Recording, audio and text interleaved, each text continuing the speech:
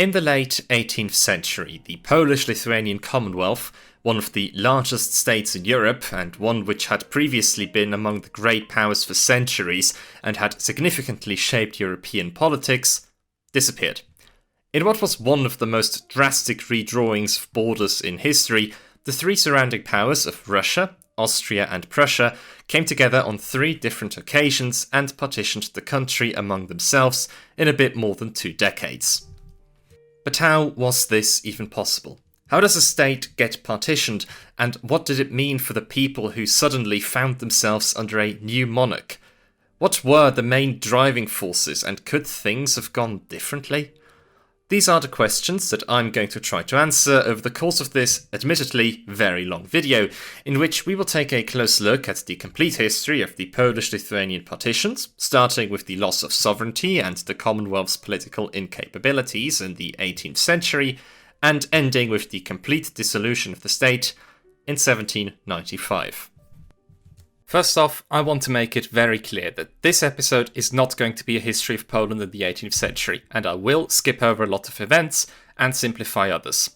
Rather, I want to focus on the very specific reasons that allowed Poland's neighbours to exploit the internal domestic issues for their own gain, and I want to explain how the once mighty Commonwealth became a Russian protectorate with almost no sovereignty, whose very existence depended on the goodwill of its neighbours.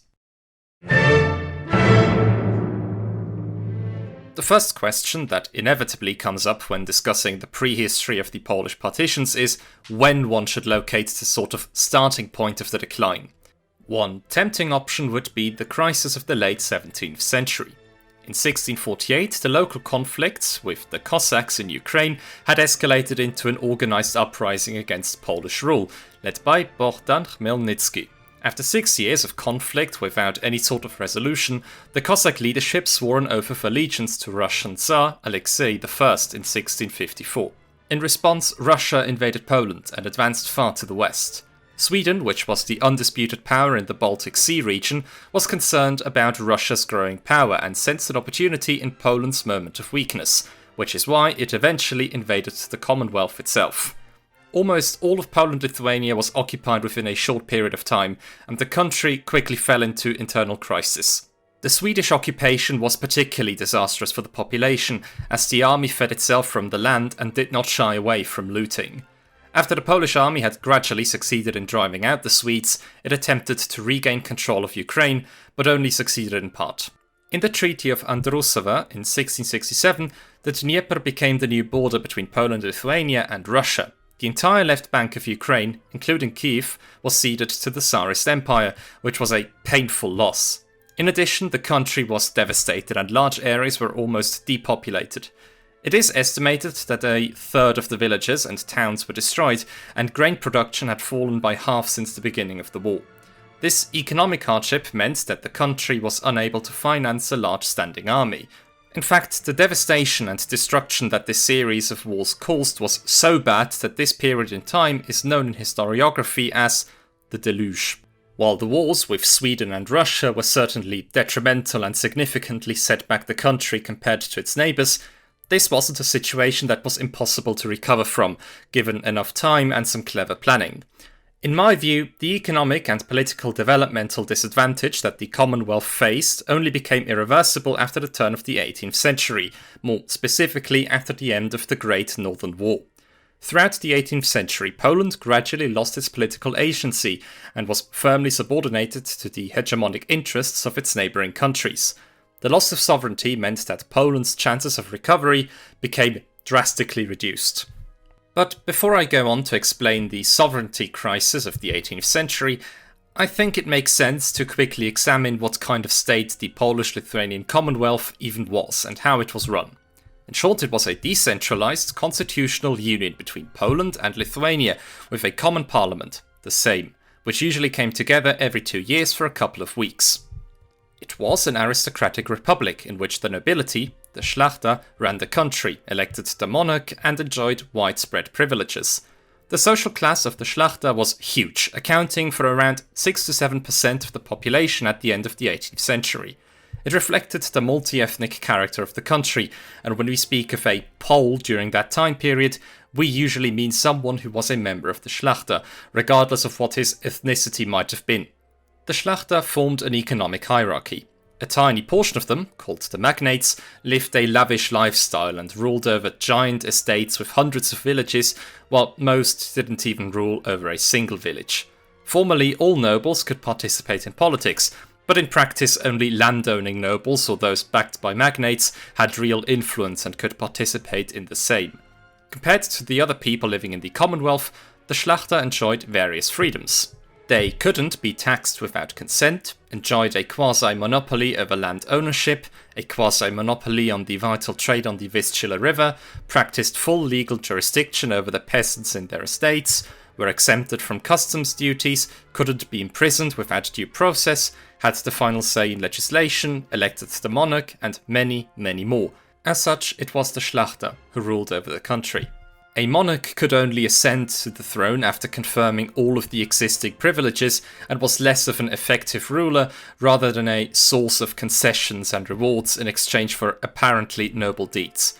It was practically impossible for any monarch to revoke these privileges, and the Schlachter enjoyed what they called Złota Wolność, the golden freedom. As I've mentioned, the country was ruled in a decentralized manner from regional parliaments known as sejmiki. There, the nobles of the area came together several times a year to elect officials and judges, discuss forms of taxation, and to send envoys to the Sejm in Warsaw.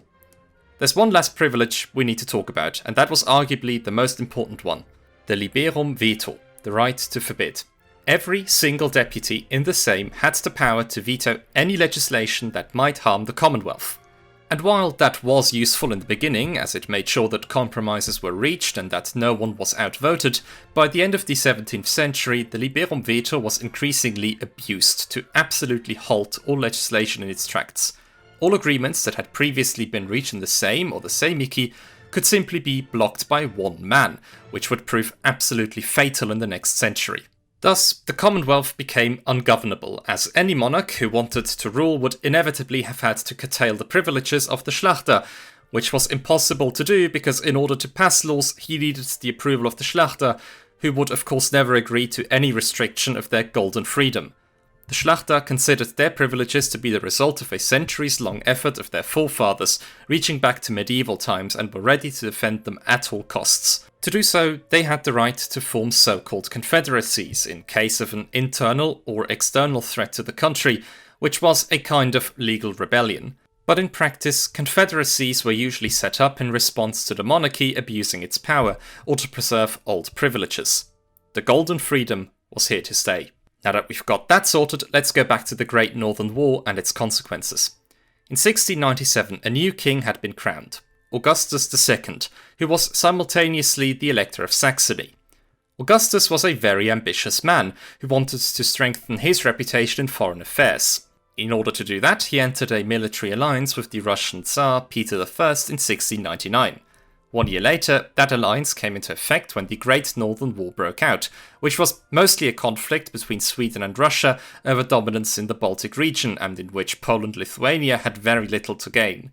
Still, a Saxon army marched into Swedish Livonia in 1700 with the goal of conquering the port city of Riga for personal prestige reasons. Among the Polish Schlachter, Augustus's campaign was extremely unpopular and resistance against the king began to grow.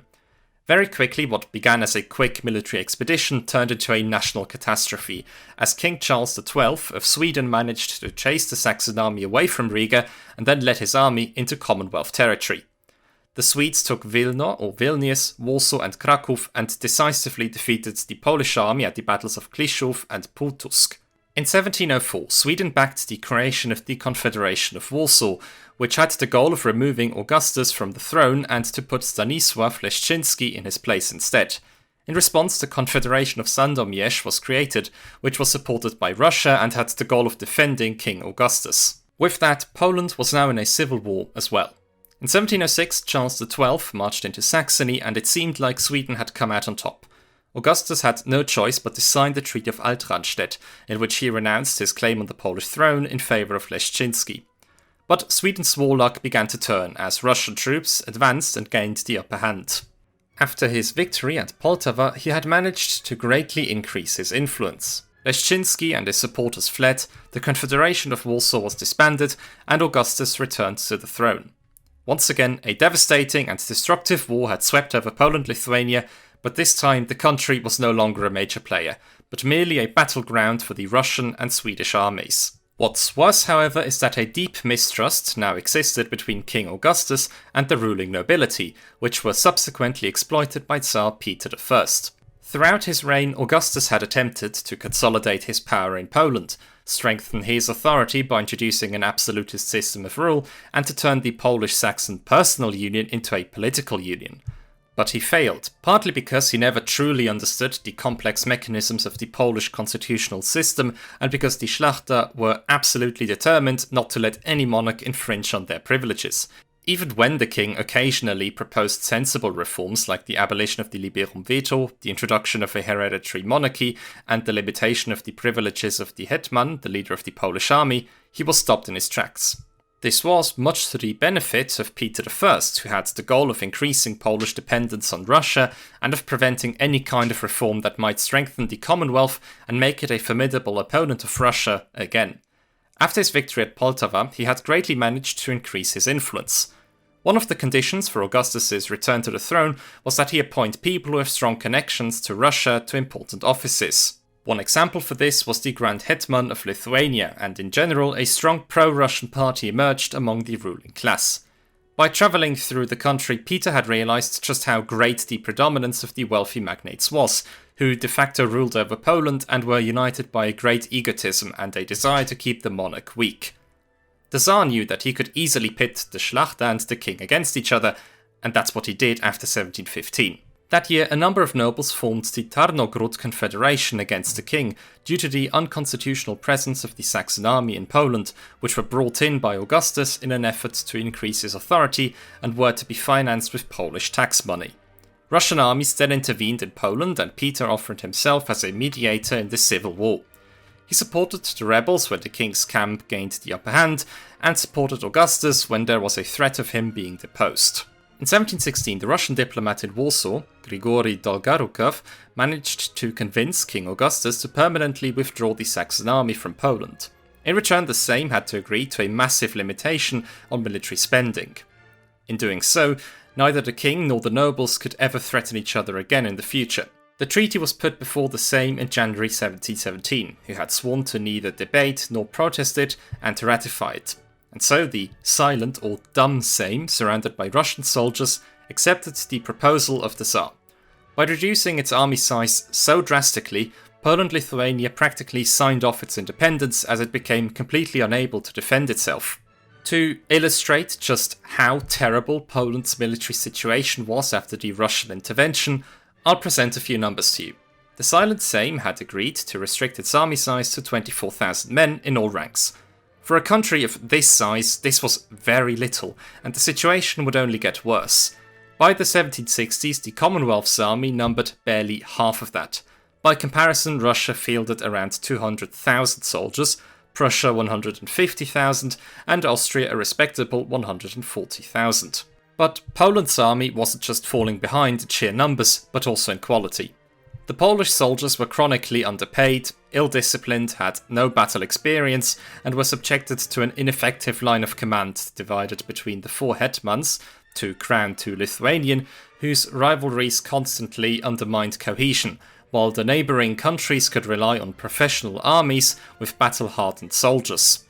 There were attempts to reform the army in the mid-18th century and to expand it, but as was so often the case, the liberum veto put a wrench in the works. But Russian supremacy in Poland was not yet set in stone. Worried by the growing influence of Russia in northern and eastern Europe, the King of Britain, the Holy Roman Emperor, and Augustus in his role as Elector of Saxony signed the Treaty of Vienna in 1719 with the goal of forcing a retreat of Russian troops from the Commonwealth. But for that treaty to have any effect, Poland would have to join it, and the decision for that needed to be made by the Sejm. This was more or less a golden opportunity to undo the Russian influence in the country and to return to the status quo before the war. Tsar Peter knew this very well, which is why he did everything in his power to disrupt the Sejm proceedings. Using a combination of bribery and exploiting old-standing suspicions of an increase in royal authority, he managed to do just that. The issue was that, according to the treaty, Jakob Heinrich von Flemming, one of the most influential ministers of King Augustus, was supposed to take command over foreign army contingents. And so Poland's accession to the Treaty of Vienna was blocked by the disgruntled hetmans who were upset about having some of their privileges removed by the Silent Sejm. Evidently, a large number of Sejm deputies still hadn't realized the threat that Russia posed for the sovereignty of the Polish-Lithuanian Commonwealth. As the Great Northern War came to an end in 1721, Poland's chances of overcoming the loss of sovereignty and the dependence on Russia dwindled. With the Treaty of Neustadt, both Sweden and Poland-Lithuania were reduced to secondary powers in a new system of European alliances. Russia was the uncontested dominant power in Eastern Europe, and for Prussia and Austria, good relations with the Tsarist Empire were now the top priority.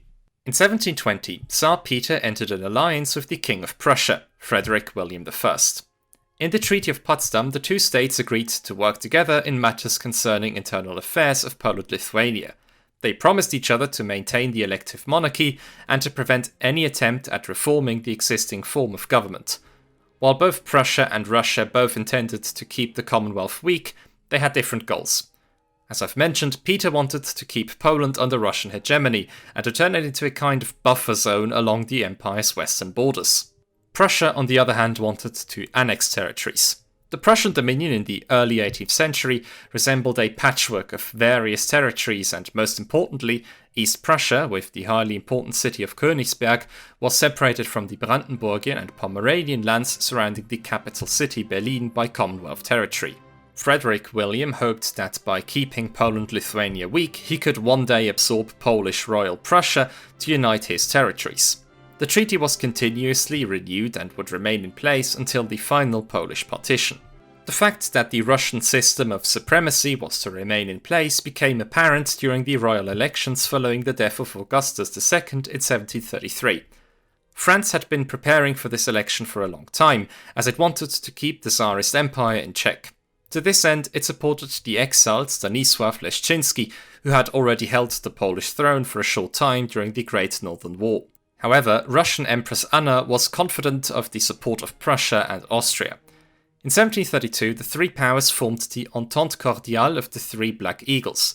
In it, they declared that after the death of Augustus II, they wanted to prevent both Leszczyński and another Saxon from becoming heir to the throne. Shortly afterwards, however, the Empress made a U-turn and, in breach of the treaty, assured Saxony of her support for the candidacy of Augustus II's son.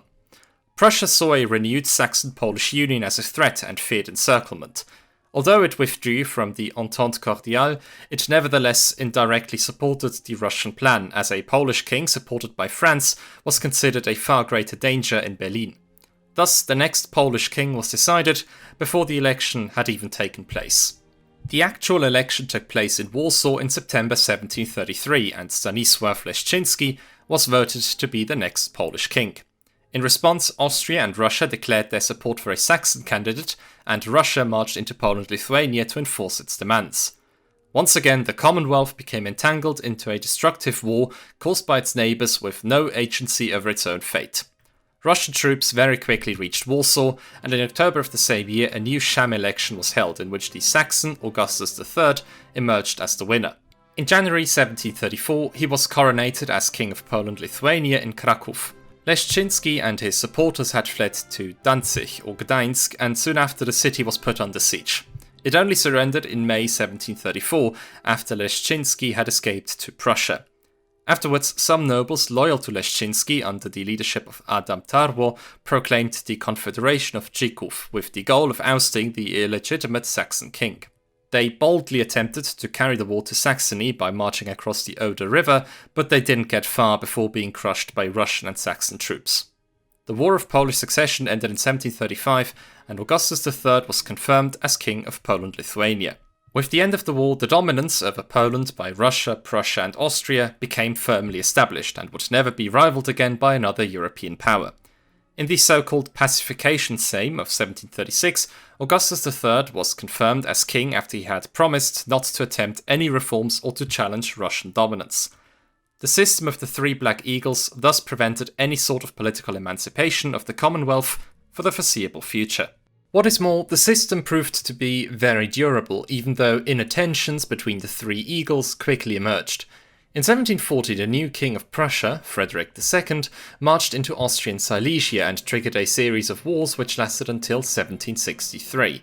The most famous of these wars is known as the 7 Years' War, in which Prussia faced not only Austria but also Russia, which wanted to put Frederick back in his place. With a combination of military skill and sheer luck, Prussia managed to narrowly avoid complete destruction and emerged from the war as the victor. It was allowed to keep the highly valuable province of Silesia, and it rose up to the rank of a great European power. For Poland-Lithuania, the 7 Years' War did not bode well. While it wasn't dragged into another war by the great powers, and while its land wasn't absolutely devastated again, Prussia quickly reintegrated itself into Russian foreign policy and cooperated with the Tsarist Empire on how to deal with Poland. The system of the three Black Eagles returned, and this time they no longer necessarily insisted on the permanence of Poland's borders. After all, Austria had lost a lot of land, and the possibility emerged that it might be compensated at the Commonwealth's expense. For the time being, this was out of the question, because Russia wanted to preserve Poland-Lithuania as a weak buffer state, but it was only going to be a matter of time until that would change. It can be said that it was the ignorance, the egotism and the short-sightedness of many layers of the nobility which allowed the three eagles to abuse Poland-Lithuania's political system and to keep the country in an eternal state of weakness. But that doesn't mean that there were no attempts at reform. In the 1720s, so still under Augustus II's reign, a new political faction emerged, which enjoyed full support of the Saxon court and that attempted to gain important offices in the country. The party was called Family, and it was headed by the powerful Czartoryski family, who sought to introduce new reform. Their ambitions were met with a lot of opposition in the parliament, particularly from the Potockis, another influential magnate family, who quickly became the family's biggest rivals. Much to the benefit of the Black Eagles, this new rivalry could easily be exploited to prevent any sort of progress. In the last 4 years of Augustus II's rule, every single same session was disrupted and nothing of substance was achieved. After the ascension of Augustus III, the rivalry between the family and the Potockis remained at the core of Polish internal politics. Even though the Potockis initially held the upper hand because they and their supporters had gained the hetman's offices, the family did not give up. It lobbied for support among the Szlachta and shifted to a pro-Russian stance. This might seem counterintuitive, but at the time it made sense. The desires of Berlin to annex Royal Prussia was not a secret in Warsaw, and it was clear that in case of a Prussian invasion, the Commonwealth was clearly unable to defend itself. As such, Russia was the only major power that could prevent a Prussian invasion. Unfortunately, the family underestimated St. Petersburg's own ambitions, and the secret clauses of the Prusso-Russian Treaty of 1720 were unknown to them. At the same session of 1738, the family called for a number of important economic and political reforms. In short, they wanted to ensure domestic order, expand the army, reform the financing of said army, and the withdrawal of the Russian forces. Due to the resistance of the Potockis and their supporters, the Sejm ended without passing any resolution. The same thing happened to the next Sejm, held in 1740, which had scattered over a debate over tax reductions. The Sejm that got closest to achieving anything under Augustus III was the one which was held in Grodno in 1744. The family had the full support of the court and various magnates. Reforms that were discussed were an expansion of the army, an administrative and judicial reform, as well as a close alliance with Russia. Ultimately, however, Russia wanted to prevent any sort of state reform, and with the usual strategy of abusing the liberum veto system, made sure that the Grodno Sejm dispersed without any results. It was clear that the situation was quite hopeless. The successive Sejm sessions of 1746 and 1748 also proved fruitless. Ultimately, the period between the crowning of Augustus III and the Sejm of 1748 proved to be a wasted chance for reforming the state, and such an opportunity would never come up again. All the efforts of the family, the court and reformist nobles were consistently blocked by the Potockis and Russia. Just when Poland-Lithuania needed reforms the most, the country entered a fatal political standstill. Any sort of inner transformation of the Commonwealth was out of the question, and on the international stage, it failed to regain sovereignty. During the whole almost 30-year-long reign of King Augustus III, only a single Sejm session was able to pass any sort of legislation. Strangely, many Polish nobles saw absolutely no issue in their country's deadlock. When the French ambassador Antoine Félix de Monti tried to warn his acquaintances in 1732 of the threat posed by Poland's neighbours, he wasn't taken particularly seriously. They replied that Poland has always been governed this way, that the interest of Europe requires that Poland's present form of government should continue, lest any of the neighbouring princes annexes it. Evidently, very little criticism was voiced against the fundamental institutions of the Commonwealth. Whenever someone did speak up, it was usually against corrupt individuals rather than the system as a whole. Most members of the Szlachta had never left Poland-Lithuania and travelled to other countries. The Commonwealth was all they knew, and rapid developments in Western Europe, such as the spread of the Enlightenment and the Scientific Revolution, were noted with very little interest. Instead, it was the clergy who voiced concern with their country's political backwardness and attempted to do something about it. In 1737, the Theatine Order opened up a small school in Warsaw in which a modern curriculum was taught, which included modern languages, fencing, dancing, sciences, and new literature. In 1740, Father Stanisław Konarski from the Piarist Order opened up the College of Nobles, also in Warsaw. It attempted to offer the wealthy nobility an education similar to what you would receive in France or Italy. More Piarist schools were opened up throughout the country in the following decade, and in the 1750s the Jesuits also founded a number of similar schools. Unfortunately, all these schools achieved little to change the nobility's outlook on the world. Because the schools were financed with tuition fees and most of their students came from the Szlachta, any direct criticism of the Szlachta's politics was avoided. Furthermore, the attachment of the nobility to their privileges and the golden freedom proved too high to be overcome. In the eyes of the Szlachta, whatever flaws the Commonwealth may have, its system was still preferable to a despotic monarchy like in Prussia, Austria and France, or a plutocratic republic like in Britain and the Netherlands. They saw no reason to worry.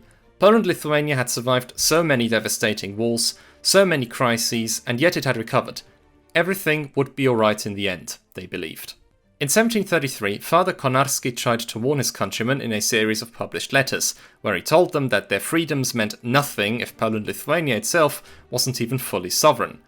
His warnings fell largely on deaf ears, and most nobles underestimated the foreign influence. In 1763, Konarski proposed the abolition of the liberum veto in order to strengthen Poland-Lithuania again, which didn't earn him a lot of popularity. Another problem was that Konarski, despite his smart ideas on how the country should be reformed, had no palpable solution for how Poland could get rid of foreign dominance. Probably because there really was none.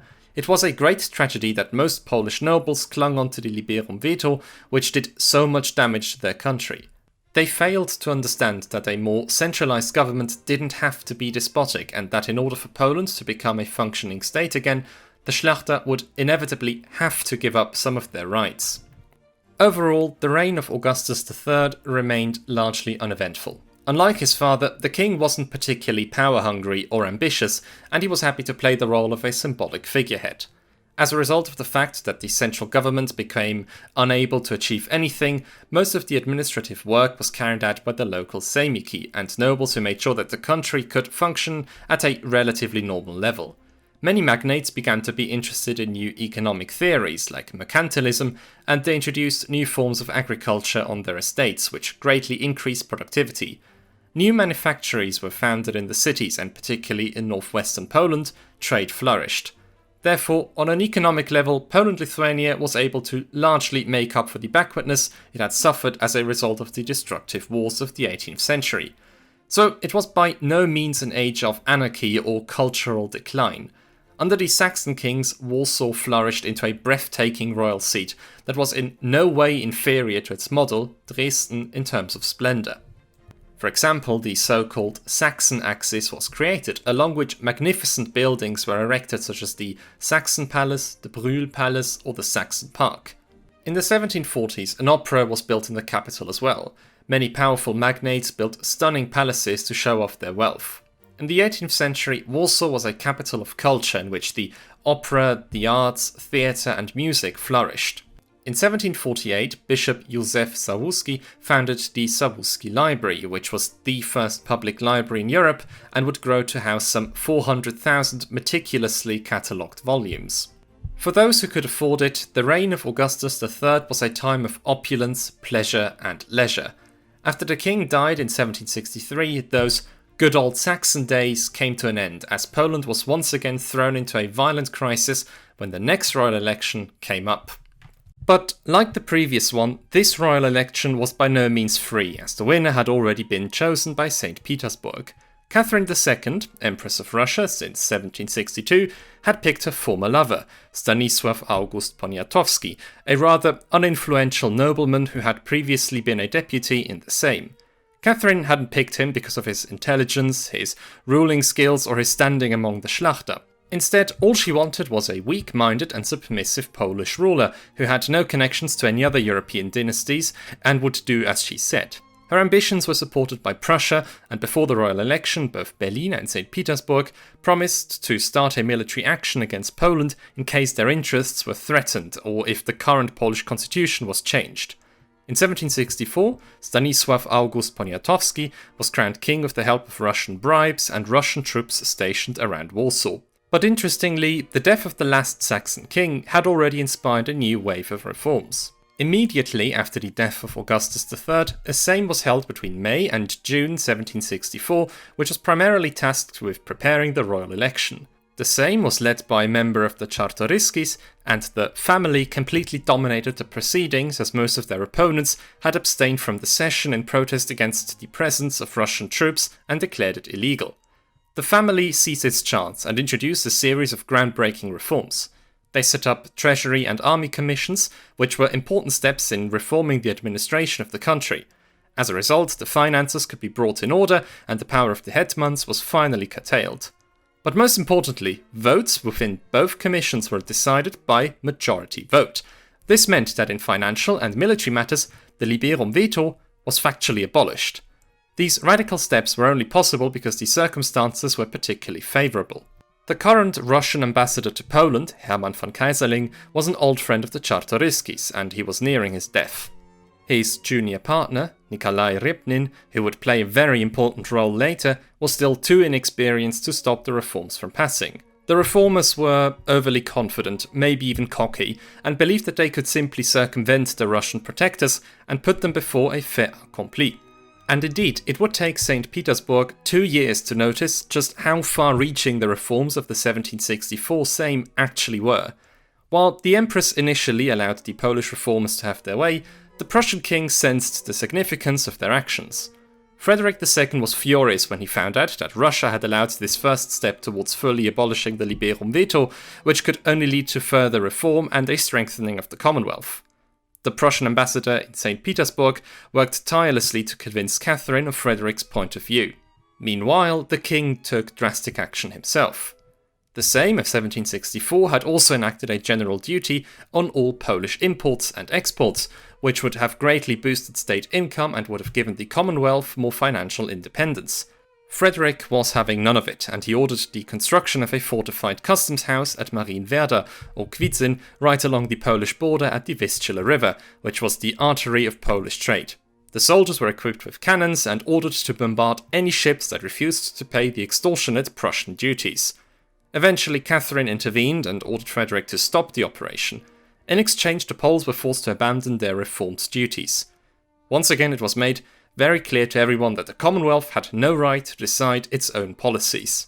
To Catherine's surprise, it turned out that King Stanisław August Poniatowski did not want to be the Empress's submissive servant, but instead pursued rather ambitious goals. He wanted to strengthen Poland-Lithuania and free the country from its political stalemate.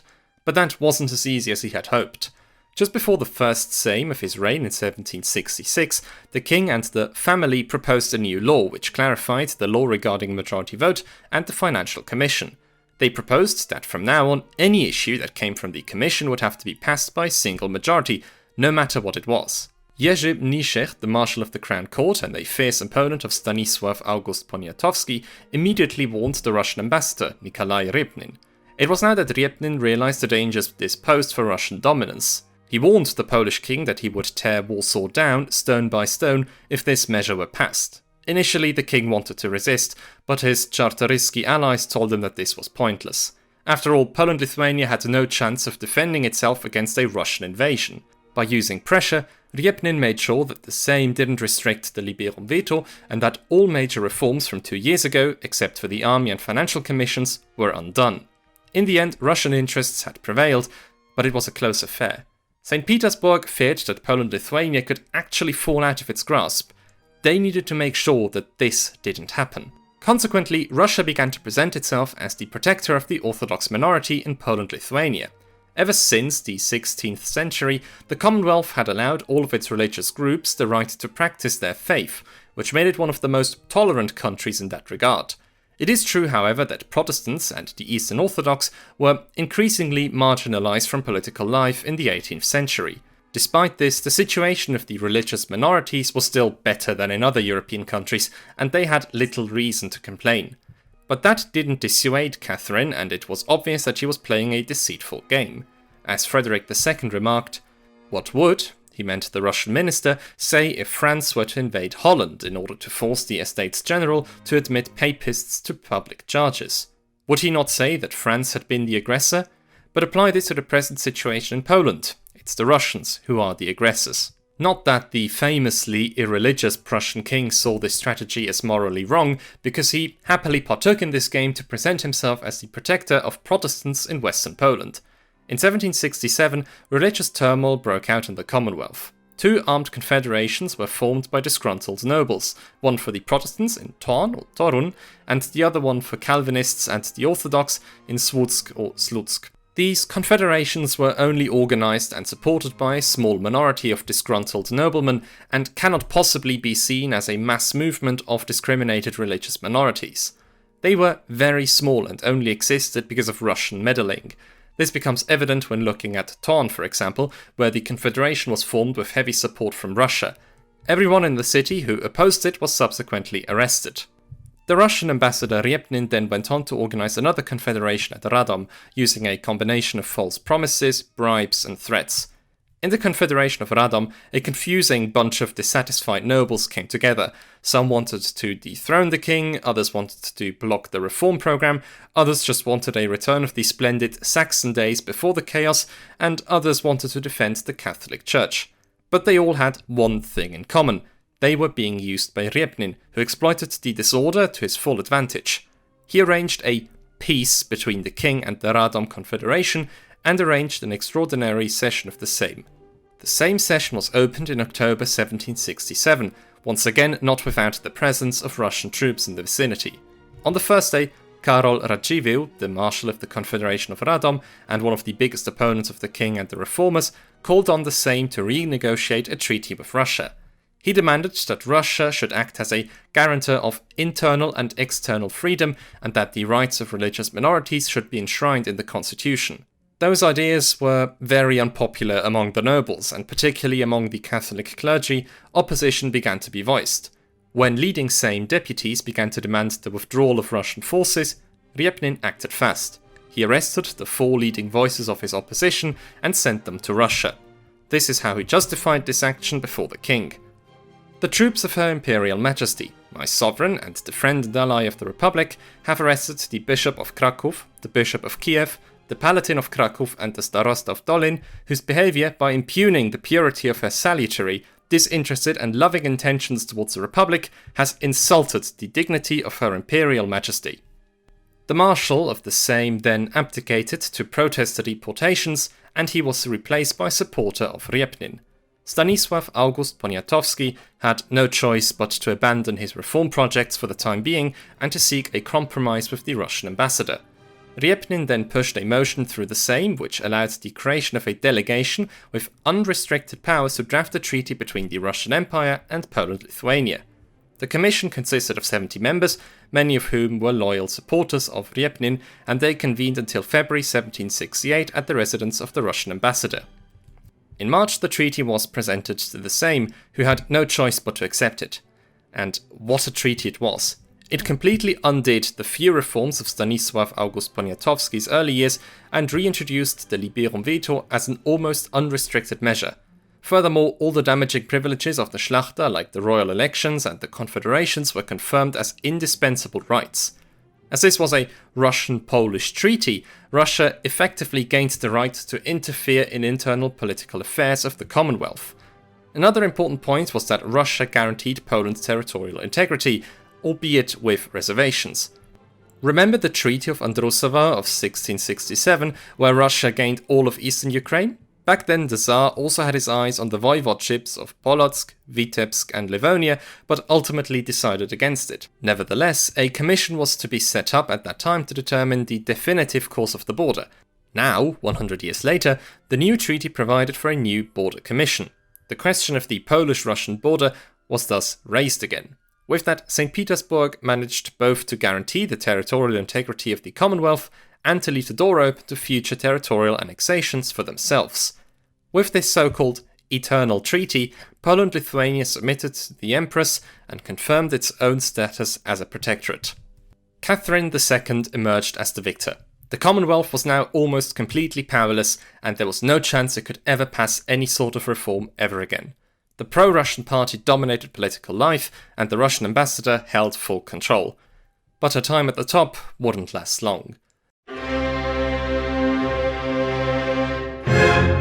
Upon hearing the news that the Eternal Treaty between the Commonwealth and Russia was going to be signed, a group of disgruntled Polish nobles came together in Bar, a small fortress town in Podolia in modern-day Ukraine, in order to proclaim an armed rebellion, a so-called confederation. They came from different noble factions, but generally speaking, they had the same goals. They wanted to defend their old privileges and rights, protect the Catholic Church, and, most importantly, dethrone the new Polish king, Stanisław II August Poniatowski, and kick out his Russian protectors. The nobles saw this insurrection as the last chance to break out of the political stalemate and to restore Poland to its former status as a great power. These men, many of whom came from influential magnate families like the Potockis, the Sapieha and the Kraszinskis, were driven by a form of idealism and inspired to defend their political freedoms and to reverse the political subjugation to Russia. In many ways, the Bar Confederation can be considered an early point of reference for Polish nationalism, and during the 19th and 20th centuries, numerous Polish freedom fighters were inspired by its example.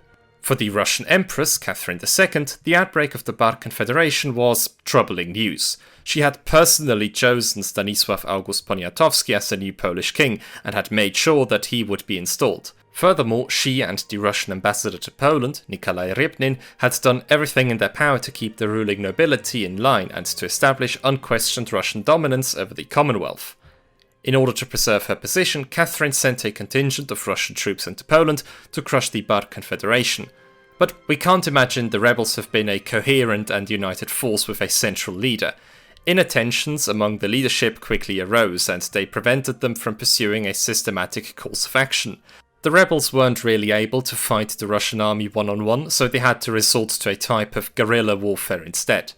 The uprising would prove to be very difficult to suppress, and this conflict, which also saw a brutal peasant and Cossack uprising, would last several years.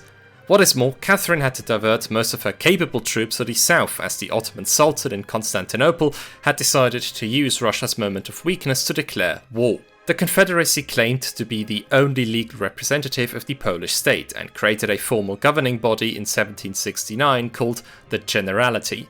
They frequently changed their base of operation but stayed mostly in the Austro-Polish border area. They even began to send diplomats to the courts of Constantinople, Paris, Vienna, Potsdam and Dresden in order to seek recognition abroad.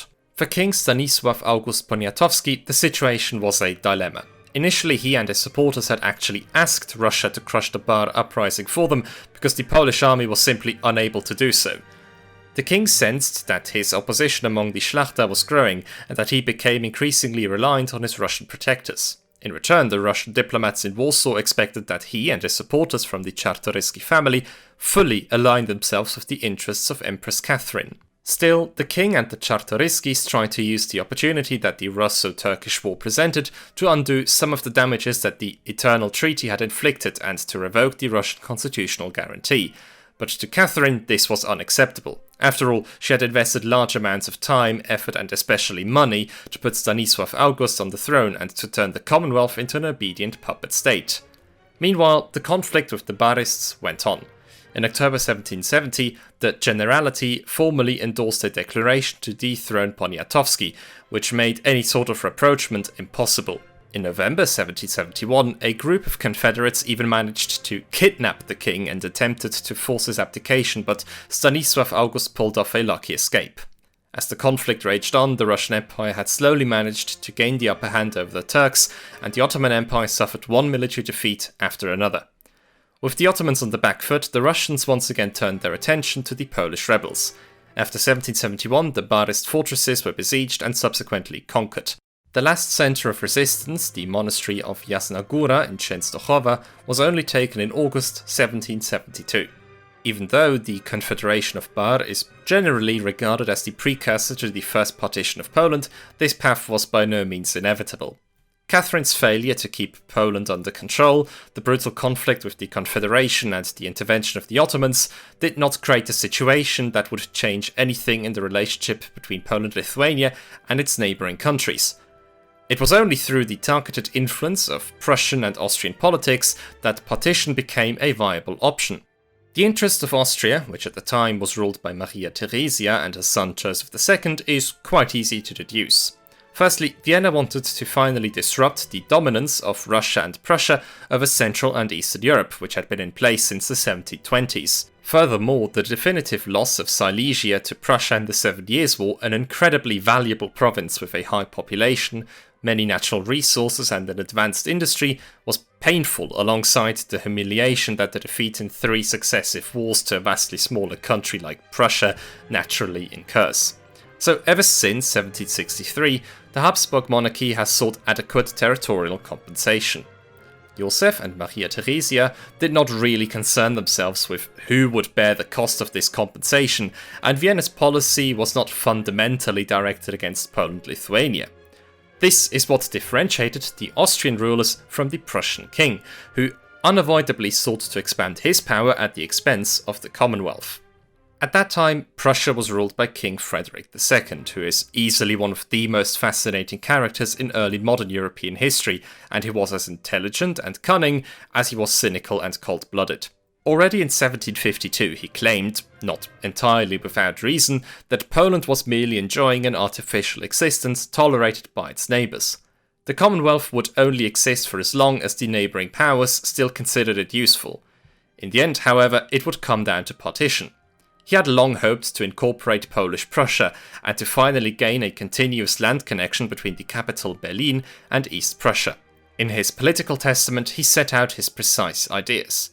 It would perhaps be better to gain this land piece by piece through negotiation than through the right of conquest. In any case, where Russia urgently needed our assistance, it might be possible to have Thorn, Elbing and the surrounding area ceded to us, thereby gaining a connection from Pomerania to the Vistula. Even though Prussia was allied to Russia, Frederick watched St. Petersburg's increasing influence over Poland and the Eternal Treaty with unease, but there was little he could do to stop it. He became even more unsettled when Empress Catherine became embroiled in the Polish Civil War and waged war against the Ottomans. This was because, in the event of an Austrian intervention, Prussia would have been contractually obliged to support Russia, and indeed Austria began to provide diplomatic support to the Ottoman Empire and show sympathy for the Bar Confederation. When Russia then began to prevail in the conflict with the Turks and announced that it wanted to annex the duchies of Moldavia and Wallachia, Austrian entry into the war became increasingly likely. From Vienna's point of view, the Empress must not be allowed to further increase her influence in Europe. Frederick, however, was determined to prevent another major war, as the 7 Years' War had ended only a few years ago and had brought Prussia to the brink of destruction. So he had to find a way to satisfy the wishes of all 3 parties. His suggestion was a partition of the Polish state. That way, a new balance of power could be established, which pleased Austria, a war could be avoided and new territory could be gained, which pleased Prussia, and Russia could be compensated with Polish land for leaving Moldavia and Wallachia with the Turks. The cynical plan to carve up Poland-Lithuania in order to clear the differences between Russia, Austria and Prussia was one that only someone like Frederick could come up with. In Frederick's worldview, individual people have to subordinate themselves to the interests of the state, and territorial expansion through important areas which benefit that state is the top priority. What the inhabitants of these areas, who also happened to live in a dysfunctional state, thought about this was of no significance to him. The partition plan was floated to St. Petersburg in February 1769, but the Russian foreign minister showed little interest. So instead, Frederick approached Austria in the hopes of normalizing the relations between the two countries and get past the bone of contention that the Prussian conquest of Silesia presented. In August 1769, Frederick II and Joseph II met in the Silesian city of Neisse or Nyssa. Both agreed to remain neutral in the Russo-Turkish War and to make sure that it did spread to Western Europe.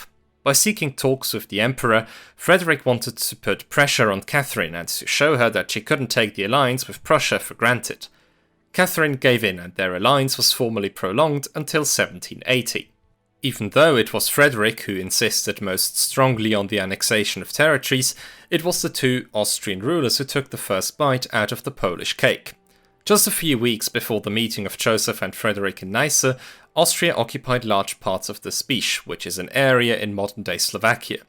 In particular, it was a number of small Polish exclaves, which had been mortgaged to Poland by the Hungarian king to finance his war against Venice in the early 15th century. Now, during this time of Polish civil war, Vienna seized its chance. Under the pretext of protecting the border against the plague and against Confederate incursions, Maria Theresia ordered the military occupation of these exclaves. Later, a Hungarian bureaucrat was sent to the area to figure out where the border between Poland and Austria should run.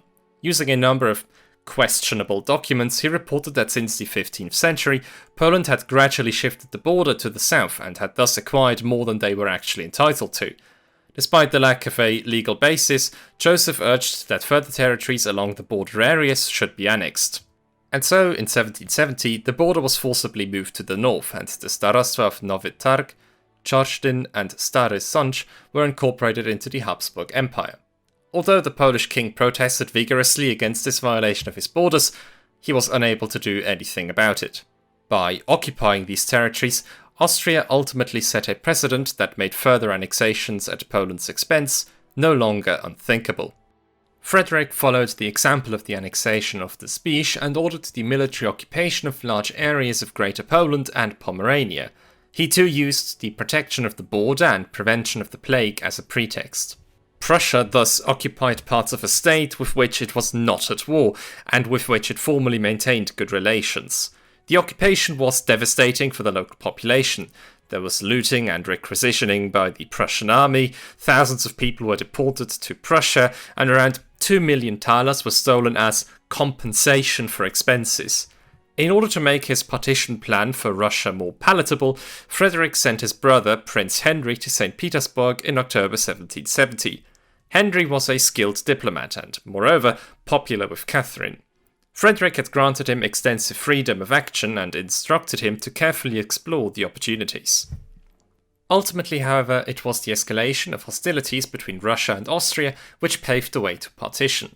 Still determined to keep the Empress away from Moldavia and Wallachia, Vienna increasingly pursued a confrontational course from 1771 onwards. This was to culminate in an Austro-Ottoman alliance convention in the summer, which however was never ratified. It was an open threat. Frederick and Prince Henry now deliberately played with the possibility of Austrian intervention in the Russo-Turkish War. This was intended not only to strengthen Catherine's willingness to compromise, but also to reinforce Frederick's role as a mediator and an ally. In view of the failure of Russia's protectorate policy in Poland, the rapprochement between Prussia and Austria, and the threat of Austrian intervention, Catherine saw no other choice but to accept Frederick's proposal. On the 19th of February 1772, Prussia and Russia signed a bilateral partition treaty. At first, Maria Theresia was reluctant to participate in the partitions and protested vigorously against the injustice. Ultimately, however, her son Joseph, supported by the influential state chancellor Wenzel Anton von Kaunitz, prevailed. It would be impossible to prevent Catherine and Frederick from carrying out their plans anyway, and it would be better to participate rather than leave Poland-Lithuania solely to Prussia and Russia. The three partitioning powers then marched into the territories they had claimed. On the 2nd of August 1772, the partition treaty between Russia, Prussia and Austria was finally signed in St. Petersburg, thereby settling all border issues. When the negotiations were finished, Frederick noted his experience. Catherine and I are simply brigands, but I wonder how the Queen Empress, that is Maria Theresia, managed to square her confessor. She cried when she took, and the more she cried, the more she took. In terms of territory, Russia received the highest share. It annexed all lands north of the Daugava River, including the town of Dynaburg or Daugavpils. Russia also received the counties of Polotsk, Vitebsk and Mstisław. In total, the Russian Empire grew by about 92,000 square kilometers, an area inhabited by roughly 1.3 million people. In a way, Catherine got a raw deal, as even though the land was clearly vast, it was very underdeveloped, economically speaking, and sparsely populated. Owing to their good bargaining position, Maria Theresia and Joseph II achieved a much better land grab. They got roughly the same amount of territory, but double the population. The Habsburg Empire annexed parts of Lesser Poland alongside Red Ruthenia and extended so far that it bordered the old Polish capital of Kraków.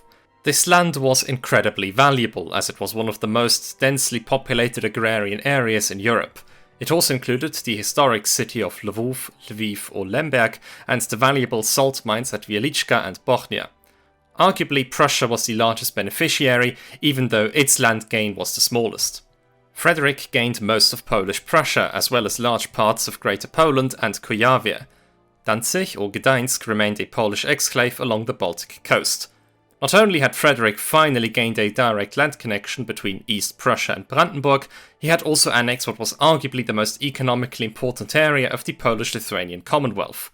It was densely populated, prosperous, heavily urbanized, and included the valuable trading city of Elbing or Elbląg. All in all, the Commonwealth lost 27.8% of its territory and 38.6% of its population. In the Partition Treaty, the robbery was justified with a cynical preamble to appease the conscience of the rulers who divided Poland among themselves. In the name of the Most Holy Trinity, the spirit of faction, the troubles and intestine war which had shaken the Kingdom of Poland for so many years, and the anarchy which acquires new strength every day, give just apprehension for expecting the total decomposition of the state. At the same time, the powers neighbouring on the Republic are burdened with rights and claims which are as ancient as they are legitimate. But in fact, there was no justification for the partition other than greed and opportunism. At most, in the case of Prussia, one could maybe still speak of security interests, although this did not serve as an official justification. Instead, numerous Prussian documents formulated elaborate claims that were supposed to confirm a Brandenburgian right to West Prussia that allegedly dated back centuries. It is doubtful, however, that anyone in the Prussian government took those seriously. Later, nationalist German historians often attempted to justify the partition by arguing that West Prussia and the Netze district were areas predominantly populated by German Protestants. While it is true that there was a significant presence of German speakers in these areas in the late 18th century, this explanation makes no sense if you know anything at all about Frederick. The Prussian king was a Francophile, almost exclusively spoke French in daily life and despised contemporary German culture. Moreover, he believed in the primacy of the Prussian state, not the German nation, and any kind of ethnic considerations were far from his mind. In general, it can be said that the partitioning powers justified their actions by claiming that they were actually doing the population in the occupied territories a favour. In enlightened 17th and 18th century societies, the image of Poland-Lithuania was extremely negative and filled with contempt. The Commonwealth was seen as a state ruled by anarchy. The Polish nobles were often described as wasteful, ignorant and selfish brutes who abused the serfs on their lands, and the Polish cities were considered to be dilapidated. It is around that time that the term Polish economy became commonly used in the German-speaking lands to describe a chaotic and dysfunctional system of governance. Those stereotypes stuck around persistently and, unfortunately, are still very much present in the mind of many Western Europeans. And so it is not surprising that supporters of the Enlightenment in Prussia heavily cheered for the partition. They saw in it the advancement of enlightened German thinking and urged the local population to be grateful. In Warsaw, there was nothing that the Polish king Stanisław August could do to stop the partition from happening. The small, disorganized, underpaid and demotivated bunch that called itself the Polish army was powerless against the forces of the three partitioning powers. Apart from a few cases of local resistance, Austrian, Prussian and Russian forces marched in without problems. The Polish diplomats attempted to get support from the other European powers, but they didn't get much apart from reserved expressions of sympathy. The British government under Frederick North showed no interest in getting involved. In France, the situation was taken a bit more seriously, and the French foreign minister, the Duke of Aiguillon, urged the British to work together to restrain Russia's growing influence, but it ultimately came to nothing. France quickly accepted the new status quo in Central Europe. When the engraver Noël Lemire published his famous caricature of the Partitions, The Cake of Kings in 1773, its distribution was promptly banned by the French government. After all, Austria was an ally of France, and in this absolutist monarchy, kings and queens were above criticism. The Poles were on their own. In Warsaw, the Russian, Prussian and Austrian ambassadors presented a note to the king demanding an extraordinary Sejm session to ratify the partition to legalize them in Polish law. The partitioning powers then had to make sure that the envoys of the Sejm were compliant. Austrian, Russian and Prussian army contingents were set up around the Sejmic venues, which were local parliaments where the deputies were elected, and a common corruption fund was set up in case some local nobles needed a bit more encouragement. They also threatened the influential magnates who owned properties in the annexed territories with coercive measures, like confiscation of their estates. No Sejmiki were allowed to be held in the partitioned territories. As a result of these measures, only a fraction of the regular number of representatives arrived at Warsaw to partake in the Sejm, and those who did were politically numbed, intimidated, or on a payroll by the foreign powers. And so the infamous Partition Sejm began in April 1773. It had been declared a confederated Sejm, which meant that decisions were made by majority vote and not unanimously as was usually the case. One of the marshals of the Sejm, Adam Poniński, was a willing enforcer of St. Petersburg's demands, received a salary of 3,000 ducats a month from Russia, and was rewarded with the post of Grand Treasurer in exchange for managing the confirmation of the treaties. There was never any doubt about how this Sejm would end. The king eventually joined the Confederation too, and a commission was formed to deal with all matters the partition entailed. Finally, in September 1773, the three treaties of cession between the Commonwealth and each of the partitioning powers were completed and signed off. It was a macabre spectacle in which the victim had to surrender a large part of his territory as part of a solemn ceremony. The first partition of Poland was carried out with little bloodshed and by seemingly legal means. For Poland-Lithuania, it was doubly humiliating that the partition was made possible solely by the extensive collaboration of many Poles. In the decades leading up to the partition, numerous influential nobles and clergymen placed themselves in the service of neighbouring great powers, be it out of greed, selfishness or short-sighted ignorance. During the entire Partition Sejm of 1773, only a handful of men voiced outrage and actively protested. One of them was Kajetan Sołtyk, the Bishop of Kraków and a senator. He had been one of the leading opponents of Nikolai Rybnin, the Russian ambassador to Poland who had spurred up religious revolts and used them to turn the Commonwealth into a Russian protectorate in 1767. For that, Sołtyk had been arrested and sent to Russia. He was released just in time to partake in the Partition Sejm, but quickly resigned. He wrote to the Russian ambassador, "I would rather sit in a dungeon and cut off my hand than sign the sentence passed on my fatherland. A Pole who permits the partition of his country would be sinning against God, and we senators would become perjurers." The most famous case of resistance was that of Tadeusz Rejtan, the deputy from the constituency of Nowogródek or Nowogródok in modern-day Belarus. After having failed to convince the other deputies to reject the partition, he tore his shirt, threw himself on the floor, blocked the exit and exclaimed, "On the blood of Christ, I adjure you, do not play the part of Judas. Kill me, stamp on me, but do not kill the fatherland."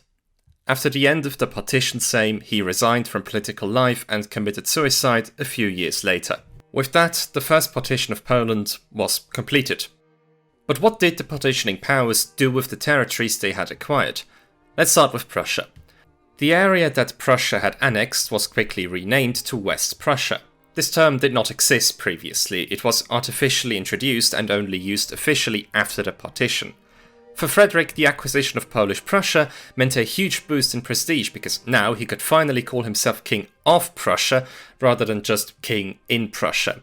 The process of establishing an administrative apparatus and taxation policy in the territory had been underway for a long time, ever since Prussia had occupied large parts of the country in 1770, under the pretext of protecting it from the plague. Prussian statesmen and officials quickly developed a sense of superiority and saw themselves as part of a civilizing mission. In a letter to his friend Voltaire, Frederick wrote, "The Polish provinces cannot be compared to any state in Europe. They can only be compared to Canada." He also compared the Poles to Native Americans, referring to them as Hurons or Iroquois. Although it may be tempting at first glance to see the Prussian perception of the Poles as an inferior and uncivilized people as a precursor to the Germanization policy of the late German Empire, or even the attempted destruction of the Polish nation by the National Socialists, this comparison is not appropriate. The Prussian sense of superiority was by no means based on a nationalistic or ethnic worldview that regarded the Poles as inherently inferior. Instead, the Prussians thought in terms of the Enlightenment and considered Polish structures and institutions to be outdated and inefficient. The Poles were therefore to be educated in the Prussian sense of the Enlightenment. After the partition, Prussian state machinery quickly got to work. The German language was mandated for official communication, and all Polish legal customs were abolished in favour of Prussian ones. Frederick himself showed great interest in his newly acquired province, and frequently issued instructions to transform it according to his ideas. Once a year he undertook an inspection tour of West Prussia and inquired about the conditions there. He met with representatives from the administration and inspected the expansion of the fortress near Graudenz or Grudziądz. In order to strengthen the province economically, he promoted the targeted settlement of skilled workers in the cities of West Prussia. A total of 11,000 people were involved, most of them from Württemberg, Saxony, the Palatinate, or even Poland itself. All in all, large amounts of money were invested into West Prussia. Cities like Bromberg or Bydgoszcz and Kulm or Chełmno were financially supported, swamps were drained, forests were cut to gain new agricultural land, and a canal was built which created a direct connection for trade ships between the Oder and the Vistula River. Frederick also ordered the cultivation of fruit plants and, of course, potatoes, the building of dikes and the construction of schools. The relationship between farmers and landowners was reorganized, and independent legal bodies provided farmers with better protection against arbitrary rule. An extensive tax system was introduced, which placed a greater burden on the population in the previous system, but was more evenly distributed. Overall, the Prussian rulers succeeded in winning the loyalty of their inhabitants. Only a small portion of the Polish nobility had refused to swear allegiance to the Prussian king in Marienburg or Malbork in 1772, and there was never any open, organized opposition. This did nothing to change Frederick's contempt for the Polish nobility. Catholic nobles had to pay higher taxes than the Protestant counterparts, were not allowed to form district assemblies, and were prohibited from establishing their own credit institutions. Land-owning nobles who had owned property in both Prussia and Poland-Lithuania were given the choice in 1777 of either settling exclusively in Prussia or losing their Prussian lands. However, this ultimatum was never enforced, and it became apparent that Frederick's policy was mainly directed against the influential magnates who were politically active in Poland. Frederick was far less hostile towards the lower nobility. Overall, the West Prussian Protestants, who lived mainly in the cities, were quickly integrated. The process proved somewhat more difficult for the Catholics, despite assurances that they would be allowed to continue to practice their faith freely. The nobility remained suspicious, but at the same time, many, especially among the lower nobility, seized opportunities for advancements that had never before been available. Many attended the new cadet school in Kulm, pursued military careers, and some proudly added a German surname to their Polish one. Some examples of this would be Rosenberg-Groszczynski, Bach-Zelewski or Heuke-Troszczynski. While the people of West Prussia witnessed a period of modernization and amelioration as a result of the partition, the people of the coastal city of Danzig or Gdańsk experienced a time of severe hardship. As was agreed by the partitioning powers, Danzig remained a part of the Commonwealth and its citizens remained loyal to the Polish crown. Danzig should actually have retained parts of its surrounding area, but Prussian troops advanced right up to the city limits. It was particularly devastating that they also occupied the northern districts of Neufahrwasser and Westerplatte, thereby controlling imports and exports between Danzig and the Baltic Sea. What followed was a period of harassment. Ships sailing to Danzig had to unload their goods for inspection and were charged Prussian import duties of between 30 and 40%. Frederick's plan was to divert trade on the Vistula to the now Prussian city of Elbing, which he succeeded in doing. The people of Danzig tried to fight back against the customs war with their fleet, but it was futile. In just 20 years, the value of imports to Danzig fell by 2/3 and exports by half. Numerous businesses in the city received no more orders and went bankrupt. Overall, the population of this once thriving city fell from about 60,000 to 35,000 during this period.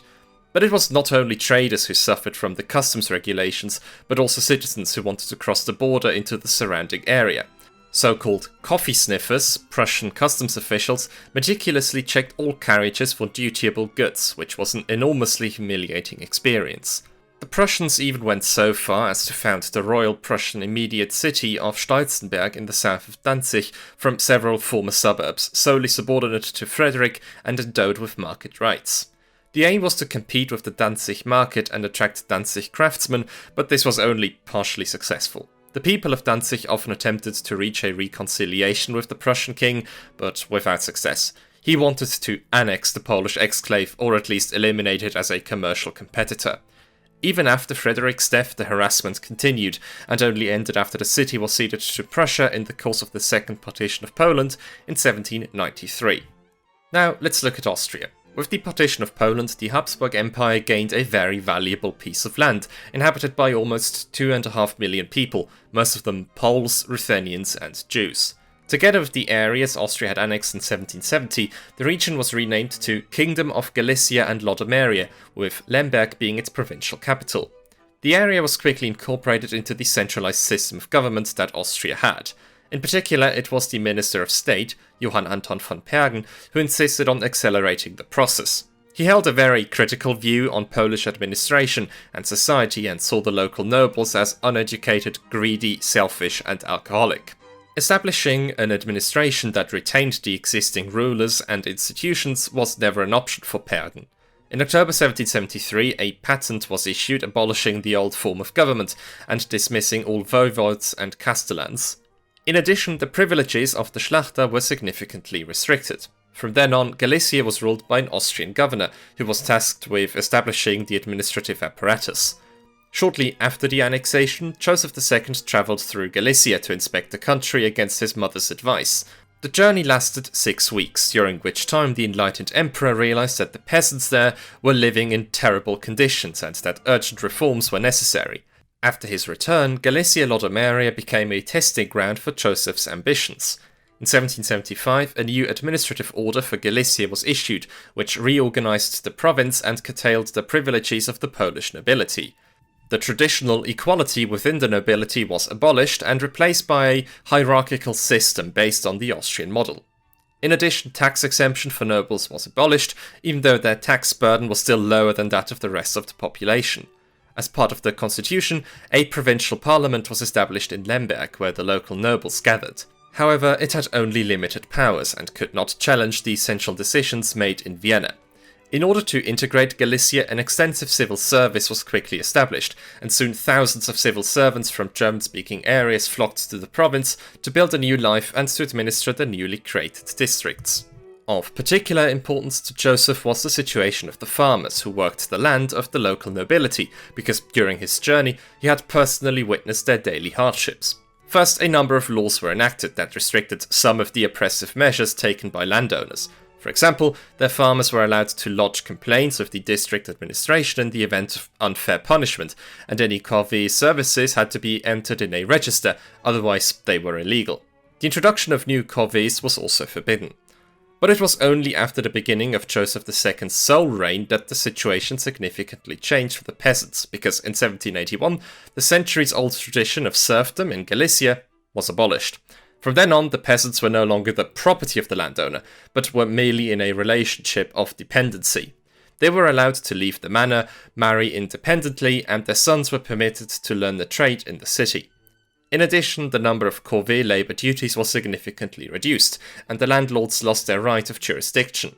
These and other far-reaching reforms were instrumental in freeing the peasants from serfdom and ensured the Habsburg Empire the loyalty of its peasantry. This was entirely in line with Joseph's intentions, who hoped that these reforms would improve the economy of Galicia. Improved living conditions would enable the peasants to work more efficiently, which would generate additional taxes and thus enhance the power of the monarchy. As you might imagine, these reforms weren't enthusiastically welcomed by the nobles, but they never practiced widespread opposition either. For the most part, they came to terms with the new circumstances. But after the death of Joseph II in 1790, the leaders of the Galician nobility sent a long petition of grievances to the court in Vienna. In it, they criticised the centralisation of the province, the abolition of serfdom, the imposition of Austrian law, and the introduction of German as the language of administration. Despite all this, they never questioned the legitimacy of Austrian rule and recognised Leopold II as their rightful monarch. Especially the younger generations of Polish nobles did not consider Austrian rule to be such a bad thing in principle, and made use of their newly gained possibilities. For example, Lemberg became an important centre of learning and culture. Just 2 decades after the partition, hundreds of students studied at the newly founded University of Lemberg and enjoyed an excellent education. Others enjoyed the theatre pieces that the new theatre in the city had to offer. All in all, a special relationship arose between the Galician nobility and the Habsburg state, mostly marked by cooperation and mutual understanding. Now, let's finally switch to the Russian Empire. As the Russo-Turkish War was coming to an end, major social unrest caused a large-scale uprising in the Volga and Ural regions. This was called the Pugachev Rebellion, and it mobilized large layers of peasants, Cossacks, and many other social groups. After the rebellion was finally crushed, Catherine went about to reform the administrative system of the empire in order to make sure that the power of the governors and the gentry was strengthened and that such a peasant uprising won't happen again. With the reform of 1775, the Russian governorates were divided into provinces according to extensive population statistics. The governorates were not created with regard to economic, ethnic or political considerations, and each had a population between 300,000 and 400,000 people. And so the territories annexed from Poland-Lithuania were reorganized in a centralized manner following the reform. Most of these lands ended up in the Polotsk Governorate, later renamed to the Viceroyalty of Polotsk. The formerly Lithuanian lands were quickly integrated into the Russian administrative system, and Catherine was so confident in her reform that no preparatory phase was granted to them. The governing institutions that had previously existed in the Duchy of Lithuania were mercilessly abolished and not even kept provisionally. They were ruled just like every other governorate in the empire.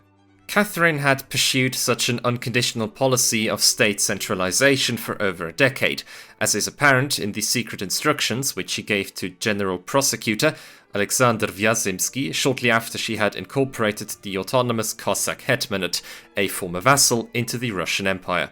Little Russia, that is Ukraine, Livonia and Finland, that is Karelia, are provinces governed according to confirmed privileges, the violation of which is inappropriate. But it would be wrong to call them foreign or treat them as such. This could certainly be considered foolish. These provinces, as well as that of Smolensk, must be persuaded to cease looking forward to the forest like wolves.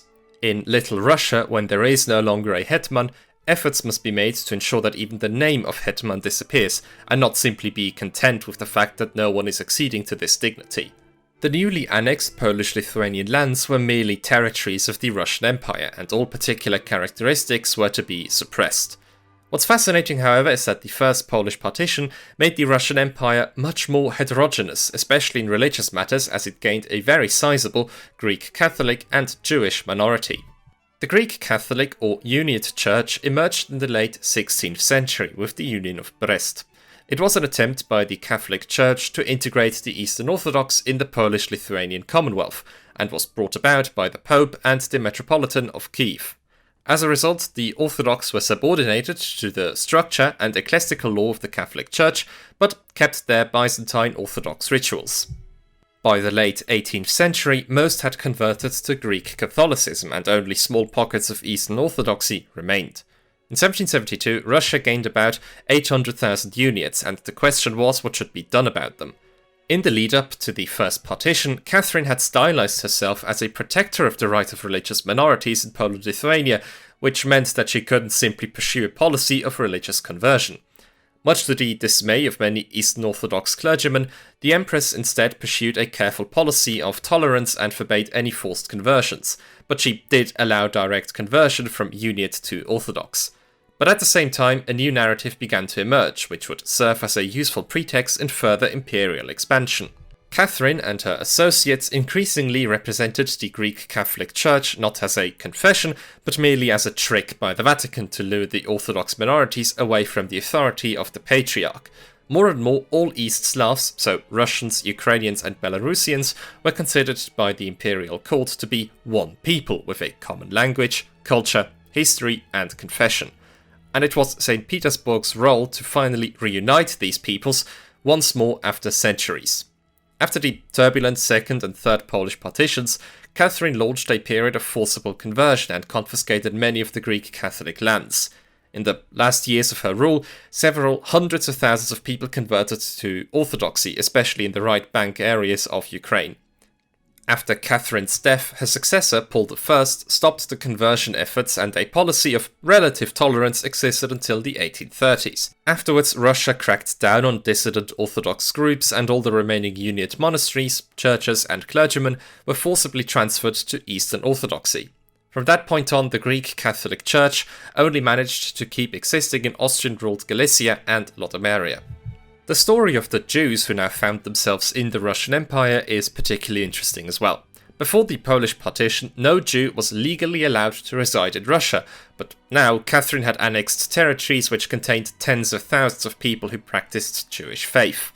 In Catherine's enlightened and absolutist spirit, which judged populations by their usefulness to the state, the Jews were granted religious tolerance and put under the protection of the Empress, despite the long-lasting hostile attitude of the Eastern Orthodox Church.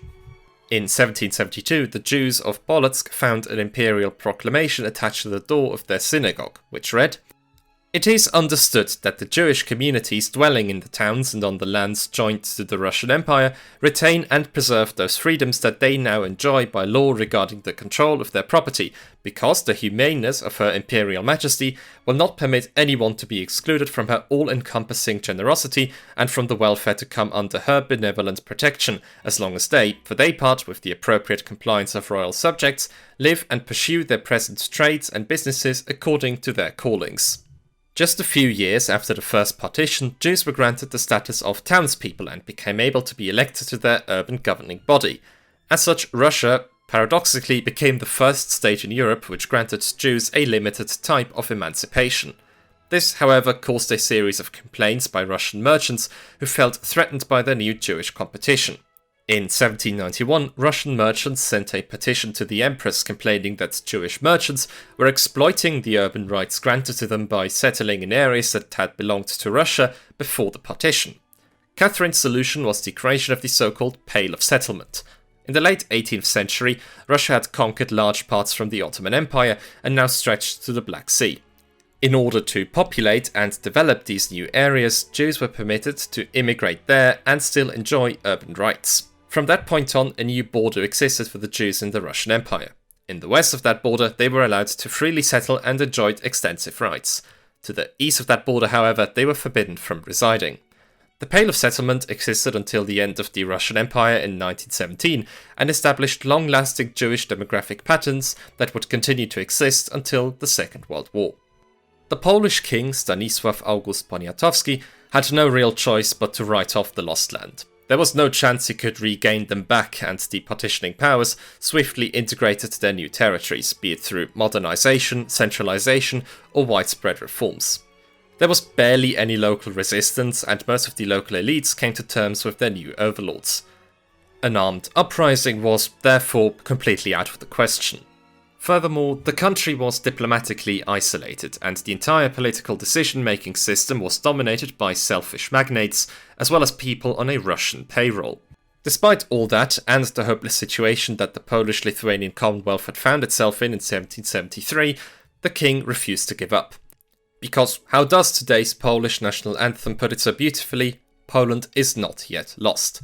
In the years following the First Partition, a golden opportunity came about which finally provided the chance at completely reshaping the country's political system and to end the Commonwealth's humiliating status as a vassal state. The reform efforts were indeed successful and yielded astonishing results, but tragically also brought about the de facto end of Poland-Lithuania. After the First Partition of Poland was concluded, Catherine II once again reasserted her influence. What remained of Poland-Lithuania should become a Russian buffer state completely under the control of the Empress. Broadly speaking, two rivaling factions emerged in Poland after the partition. The first was the Russian party, who supported Empress Catherine. This faction was made up of magnates who wanted to preserve their privileges, non-Catholics who saw in Russia a protector of their rights, the army which was under the command of the magnates, the bishops who received Russian pay, and most deputies in the Polish parliament who were either bought with Russian money or ignorantly danced to St. Petersburg's tune. The other party were the reformers, and their base was much smaller. They consisted of a small number of oppositional noblemen and some Sejm deputies. They largely circled around King Stanisław August Poniatowski, who cautiously stood on their side. From the outset, the balance of power was clearly in favour of the Russian party, who were not only larger in numbers, but could also use the law to their advantage and had the full might of the Russian Empire holding their back. And this time, the Russians were hell-bent on making sure that Stanisław August Poniatowski wouldn't escape their grasp again, like he did in his very early reign when he tried to reform the liberum veto. The most important person in this undertaking was the Russian ambassador to Poland, Otto Magnus von Stackelberg. He stopped every effort to turn any Sejm after the partition into a confederated Sejm, which would have allowed majority vote, put men from the Russian army into important government offices, and laboriously played off the reform and Russian parties against one another. The king was almost fully dependent on Stackelberg, who had the final word in Polish politics, and reported back to St. Petersburg in 1777 that Poland had become a sort of Russian province. After several failed pleas to the Russian Empress to have Stackelberg removed, Stanisław August had no choice but to accept that he wasn't in charge, and that only collaboration with Russia would ensure Poland-Lithuania's survival. Because of its sheer dominance, the Russian party allowed some small political reforms to happen in the 1770s, given that they wouldn't endanger the protectorate. In 1773, for example, the Commission for National Education was established, which is considered to be Europe's first ministry for education, and quickly reformed the outdated Polish school system. The curriculum, which it created for secondary schools, aimed for a modern, enlightened education and focused on foreign languages, geography, the natural sciences, literature, and history. In 1775, a permanent council, an executive body with 5 departments, was established. This greatly increased the efficiency of the government and laid the foundations for a modern administrative system. But ultimately, the reform program proved to be very limited. In 1776, the former Chancellor, Andrzej Zamoyski, had been commissioned by the Sejm to draft a new code of laws.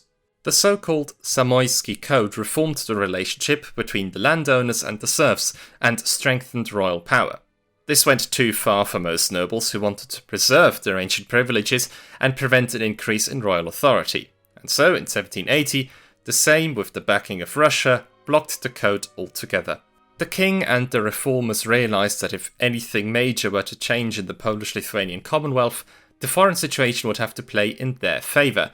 And indeed, conflicts quickly began to grow among the partitioning powers. In 1779, Frederick II praised his idea of the Polish partition as one of the best examples of conflict-free crisis management, as it prevented a widespread European conflict at the very last moment.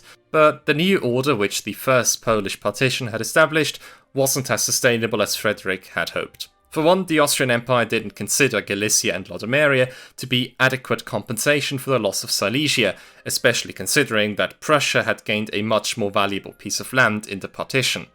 Furthermore, Frederick insisted on further territorial annexations and had his eyes on the trading cities of Danzig or Gdańsk and Tarn or Torun, which had remained with Poland on the insistence of Russia and Austria. With Frederick's persistent attempts to still integrate these two cities, for example with his trade war against Danzig, the Prussian-Austrian rivalry threatened to return. Tensions finally reached their peak with the War of the Bavarian Succession between Prussia and Austria in 1778 and 1779, when Vienna announced plans to annex Bavaria. Although the conflict was quickly resolved with the Peace of Teschen, tensions between the two German states continued. But things were also getting heated in southeastern Europe. After Russia participated in the partition of Poland and in return renounced excessive territorial gains in the Russo-Turkish War, the situation there seemed to have stabilized for the time being. However, Catherine soon attempted to expand her sphere of influence even further. In 1780 she began to pursue the so-called Greek project, which involved the partition of the Ottoman Empire and the restoration of the Eastern Roman Empire in the Balkans under the leadership of a Romanov prince. The balance of power changed significantly in 1783 when the Empress annexed the Crimea, which had once been under Ottoman control. This sparked outrage in Europe, especially in Great Britain, and led to the internationalization of the Turkish question. In August 1787, the Ottoman Empire declared war on the Russian Empire in the hope of regaining its territories in the Black Sea. Once again, it was to be a Russian-Turkish war that would mark the beginning of a Polish partition. Of course, King Stanisław August couldn't have known that. Instead, he sensed an opportunity in the outbreak of this war to elevate Poland's position against Russia. In 1787, he invited Catherine and head of the Russian forces, Grigory Potyomkin, to his palace in Kanif, right along the Dnieper River.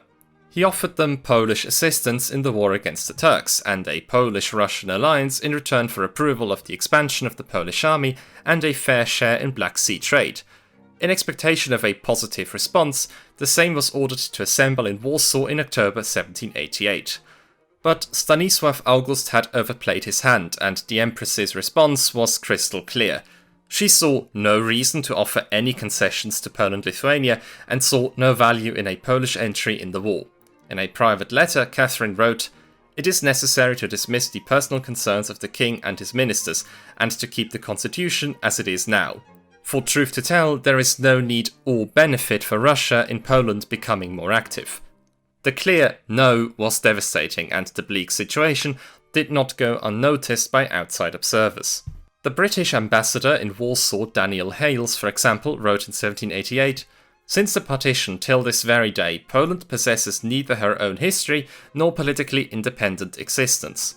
Deprived of trade, having not a single external ally, possessing neither sufficient internal strength nor revenues, enabling emancipation from single rule, squeezed by three powerful monarchies on all sides, she seems to be waiting in silence for a sentence that will bring about her emptiness. This is the fate of a country which, under clever government, could easily rank among the first powers of Europe." Ultimately, however, the same session had already been convened, but instead of ratifying the Polish-Russian alliance, it was now expected to introduce far-reaching reforms. The timing was ideal, because the Empress was now preoccupied with the war against the Turks, and would not be able to easily assert her rule in Poland-Lithuania. Furthermore, Catherine had tolerated a confederated Sejm, because only confederated Sejms could draw alliances. This meant that legislation could be passed with majority voting.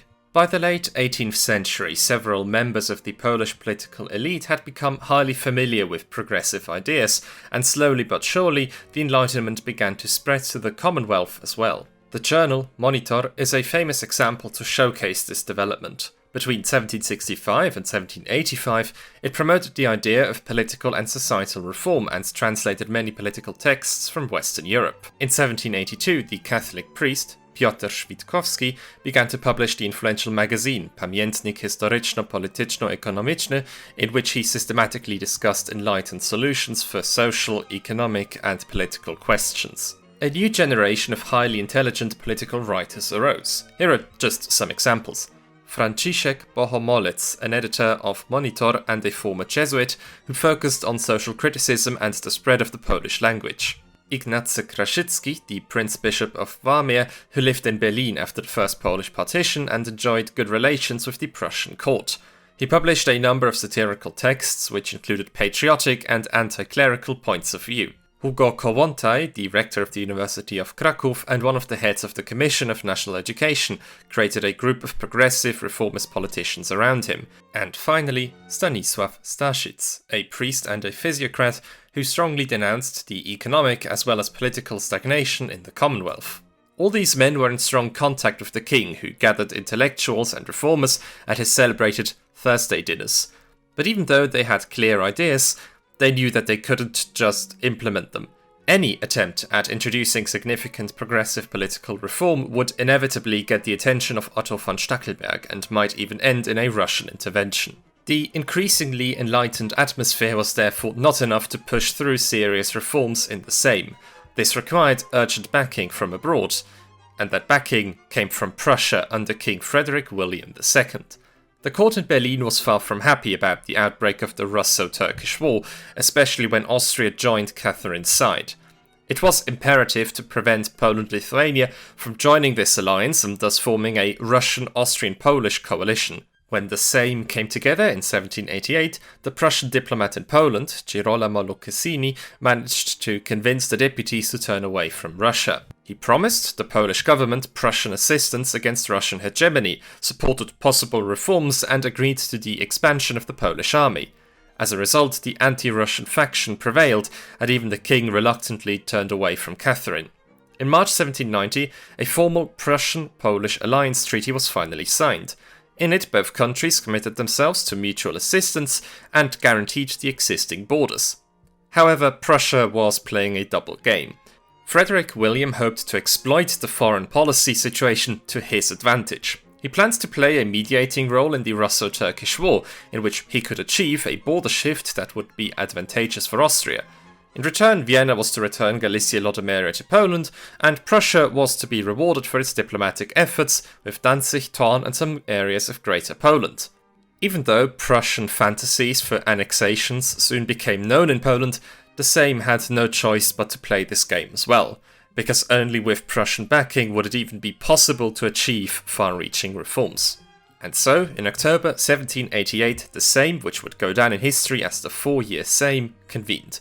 With the enthusiastic belief that Russian hegemony was finally broken, the deputies approved an increase in the number of the Polish army to 100,000 men. The majority of Sejm deputies came from the so-called Patriotic Party and were open to reforms. The Sejm then went on to abolish the Permanent Council and decided to remain in permanent session to serve both as a legislative and executive body.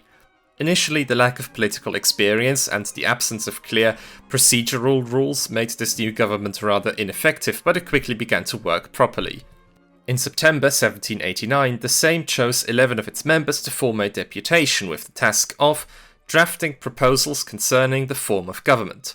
The deputation, led by Ignacy Potocki, presented its draft to the Sejm in August 1790. But implementing this proposal proved to be complicated, and Potocki encountered serious resistance to many of his ideas. The reforms threatened to come to nothing, and so Potocki turns to the king, who was increasingly siding with the Patriotic Party. In December 1790, Potocki and Stanisław August met for a conversation that lasted several hours. The king was asked to draft a constitution, which would then be pushed through the Sejm after some proofreading. Together with his secretary, Scipione Piattoli, he began to put his ideas for a reformed Poland-Lithuania on paper. From then on, Piattoli served as an intermediary between the king and the reformers. He exchanged ideas with Potocki and probably also with Sejm Marshal Stanisław Małachowski and his confidant Hugo Kołłątaj. He incorporated their feedback into the new drafts and was able to present a constitution as early as the spring of 1791. However, concerns quickly arose that the new constitution might meet with resistance in the Sejm. The reformers therefore decided to push through this secretly forged constitution in a single day and present potential opponents with a fait accompli. It was decided to implement the constitution immediately after the Easter break. By then, most of the deputies would not be in Warsaw. Those who were certain to support the constitution were urged to attend the Sejm session. On the 3rd of May, the deputies gathered at the royal castle in Warsaw, the constitution was read out, and after a 7-hour discussion, it was enacted. This was followed by a procession to St. John's Cathedral, an event which got immortalised by Jan Matejko's epic historical painting called Constitution of the 3rd of May 1791, which today hangs in the royal castle in Warsaw. In it we see Sejm Marshal Stanisław Małachowski being carried while he triumphantly holds up the text of the constitution. On the right side of the painting, Stanisław August Poniatowski is entering the church, where he will be swearing his oath of loyalty to the constitution. The whole parade is surrounded by enthusiastic Varsovians who are cheering for the parliamentarians. And they had every reason to celebrate, because after a century of political stagnation, the 3rd of May constitution was a giant leap in the right direction. Poland-Lithuania was turned into a hereditary monarchy, and the practice of royal elections, which had often been sources of severe corruption and had given the foreign powers an easy way to exert influence, was abolished. And so were other harmful noble privileges, like the liberum veto and the right to form confederations. The government was reformed, and the executive was now made up of the king, the primate, and 5 ministers. The separation of powers was introduced. The burghers in the towns were now equal to the nobles and enjoyed the right to vote. The peasants now enjoyed the protection of the law and were no longer subjugated to complete arbitrariness. A more centralized way of governance was to be established. This constitution was a product of the Enlightenment and a great social achievement, especially for its time. Of course, it wasn't perfect. It still kept the principle of serfdom, for example, but it was still a much better system of governance than what had existed previously. The constitution provided much food for thought and was admired by enlightened contemporaries all over Western Europe. Even Karl Marx admired the work accomplished by the Polish reformers. He wrote in 1853, "With all its shortcomings, this constitution appears against the background of Russo-Prusso-Austrian barbarity as the only work of freedom which Central Europe has ever produced of its own accord. Moreover, it was created by a privileged class, the gentry. The history of the world knows no other example of such generosity by the gentry. Ever since the creation of the Second Polish Republic in 1918, the 3rd of May has been a national holiday in Poland." Catherine II, who considered herself to be the protector of Poland-Lithuania and whose entire foreign strategy towards Warsaw had centered around preventing any far-reaching reforms, was not amused. Although there were no official protests coming from St. Petersburg, it was clear that the Empress would not accept this affront. The Polish envoy to Russia, Augustyn de Boli, quickly recognized this and sent constant warnings to Warsaw, urging the king and the government to press ahead with the expansion of the army as quickly as possible. However, Catherine held back for the moment, as ending the war against the Turks was her top priority. On the 27th of May 1791, she informed Potiomkin that Russian troops would be transferred to Poland immediately after the peace negotiations with the Ottoman Empire had been concluded. For that undertaking, however, she had to be sure that Prussia, who was formally allied to Poland, would not support the constitution after all. The reaction in Berlin was much more ambivalent. Although Frederick William II was anything but enthusiastic, he formally offered his congratulations to the Polish government upon the passing of the constitution. Because firstly, he and his Prussian cabinet minister, Ewald Friedrich von Herzberg, had given Poland their consent for far-reaching reforms, and secondly, they did not want to offend Austria. In Vienna, a positive attitude towards the Polish constitution prevailed. The Austrian State Chancellor, Wenzel Anton von Kaunitz, was pleased that Russian hegemony in Poland had come to an end and hoped for lasting stabilization of the Polish state. Kaunitz even developed a project for a joint guarantee of the Polish constitution by Prussia, Austria and Russia. However, as this idea was completely out of the question for Russia, the decision depended on the Prussians. The negotiations were interrupted by the outbreak of the First Coalition War in April 1792, as revolutionary France suddenly threatened the borders of the Holy Roman Empire. Austria urgently needed Prussian assistance, and the focus of the freshly crowned Emperor Francis II was now entirely on France. For Catherine, the new situation was ideal. She had ended the war against the Ottomans in January of that year and could now finally devote herself to Poland. Catherine now set about persuading Frederick William to renounce his alliance with Poland, with success. In March 1792, the Prussian king wrote, "Russia is not far from the idea of a new partition. That would certainly be the most effective means of limiting the power of a Polish king, whether hereditary or elective. If it were possible to find adequate compensation for Prussia, so that Prussia would receive the entire left bank of the Vistula, and this wide border, which is now difficult to defend, would then be well-rounded. That is my opinion on the Polish question." By tempting him with territorial expansion, Catherine managed to persuade the Prussian king to abandon his alliance with Poland. Austrian resistance was quickly eliminated. The young emperor, Francis II, was put under pressure as Prussia made Vienna's consent to a further partition of Poland a key condition for its continued participation in the First Coalition War. State Chancellor Kaunitz protested in vain against this foreign policy shift and submitted his resignation. When exactly Catherine first began to consider a second Polish partition is uncertain.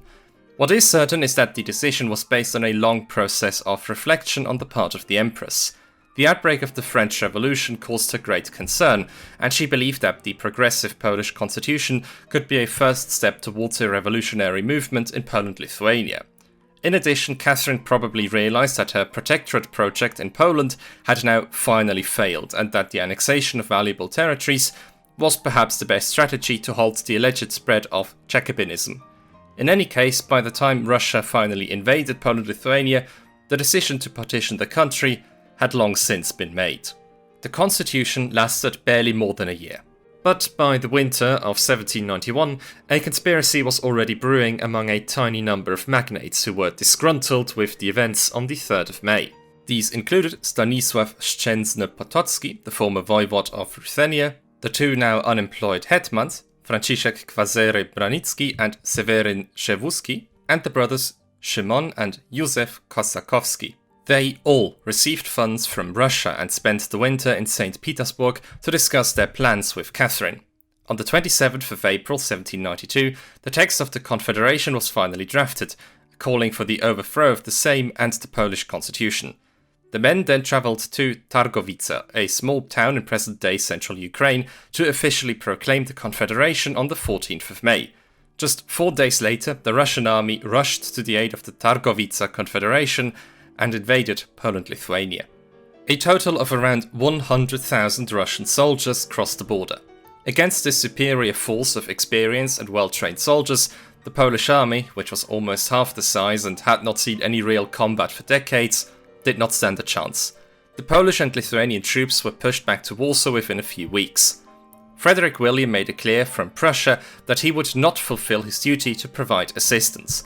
He stated that the constitution had gone too far, had not been agreed to by Prussia, and was a clear provocation to Russia. Austria also made it clear that it would not intervene. The Sejm panicked and transferred all decision-making power over the army to King Stanisław August and adjourned indefinitely. In doing so, it shirked its responsibility and passed the buck to the king, who now had to find a way out of this impossible situation. Stanisław August had no choice but to come to an agreement with Catherine and try to salvage what could still be salvaged. At the end of July, Poland-Lithuania requested an unconditional ceasefire, and in late July, the king reluctantly joined the Targowice Confederation. The leaders of the reform movement, Hugo Kołłątaj, Ignacy Potocki and Stanisław Małachowski, took to their heels and fled to Saxony. The Targowice Confederation was then established as a regime, and Catherine was once again the ruler of Poland-Lithuania. But the Targowice regime proved to be unsustainable. It met with very little support among the Polish nobility, and internal tensions soon arose. The Empress's authority was not absolute. Soon, numerous secret societies and conspiracies formed cities such as Poznań, Kraków and Warsaw, rebelling against the Russian occupation and campaigning for the preservation of the constitution. At the end of December 1792, Catherine wrote that the plague of French principles was spreading throughout Poland. The Empress had made up her mind about the partition plan. She turned to Frederick William to quickly carry out the partition of Poland. The main reason why Catherine ultimately agreed to Prussia's annexation of Polish territories was the rapidly deteriorating situation in the war against France. In September 1792, the advance of the coalition troops towards Paris had been halted at Valmy. Now the Prussian and Austrian troops were in retreat, and the French were advancing towards the Rhine. Frederick William then threatened to withdraw immediately from the war alliance if he was not immediately compensated for his efforts with acquisitions in Poland. Although Russia was not at war with France, the deteriorating situation of her allies made Catherine anxious to keep Prussia in the coalition. Prussia's withdrawal would have been a disaster for her, so she put aside her reservations about Prussia's territorial gains. And so, in January 1793, Russian and Prussian troops occupied the Polish territories to which they had laid claim, as agreed. Frederick William then issued a manifesto in which he declared that the spread of French democratism left him no choice but to occupy large parts of Western Poland for the security of his own states. This was blatant hypocrisy, considering that it was Prussia that had spurred Poland-Lithuania to reform in the first place. On the 23rd of January 1793, the partition treaty between Prussia and Russia was finally concluded, and the Second Partition of Poland far overshadowed the first. Prussia not only received the trading cities of Danzig and Thorn, but also large parts of Greater Poland and Mazovia, including Poznań. Prussia now stretched from Upper Silesia to East Prussia. The newly acquired territories were combined to form the new province of South Prussia. Russia, on the other hand, received all of Polish Ukraine and large parts of present-day Belarus. Austria was presented with a fait accompli and came away empty-handed. Poland-Lithuania was reduced to less than half of its previous territory. The Polish nobles were understandably enraged, not only about the Russian invasion, but above all, the Prussian betrayal. And the Poles were not alone with this sentiment. Throughout the course of the late 18th century, a great shift in public opinion had occurred in the German lands. Back in 1772, most enlightened German thinkers had supported the First Partition of Poland, seeing in it the advancement of progressive state ideals into a backwards and regressive country dominated by stubborn noblemen. While the average image of Poland in Germany was still predominantly negative, this changed dramatically from 1791 onwards. Among Prussian intellectuals, Poland was now regarded as a pioneer of the Enlightenment following the May Constitution, and Stanisław August was revered as a patron of the arts. Ignacy Krasicki, who lived in Berlin, was an extremely popular figure. Numerous well-known German publicists, such as the historian August Ludwig von Schlözer, the lawyer Georg Friedrich Redmann, and the poet Christian Schubert, rejoiced at the news on the 3rd of May. The outrage was correspondingly harsh when Prussia and Russia jointly attacked Poland-Lithuania. To German intellectuals, this was a conspired attack of despotic regimes on an enlightened and tolerant state. These emotions would lay the foundation for the later romanticization of Poland and the Polish struggle for freedom in the German lands of the early 19th century.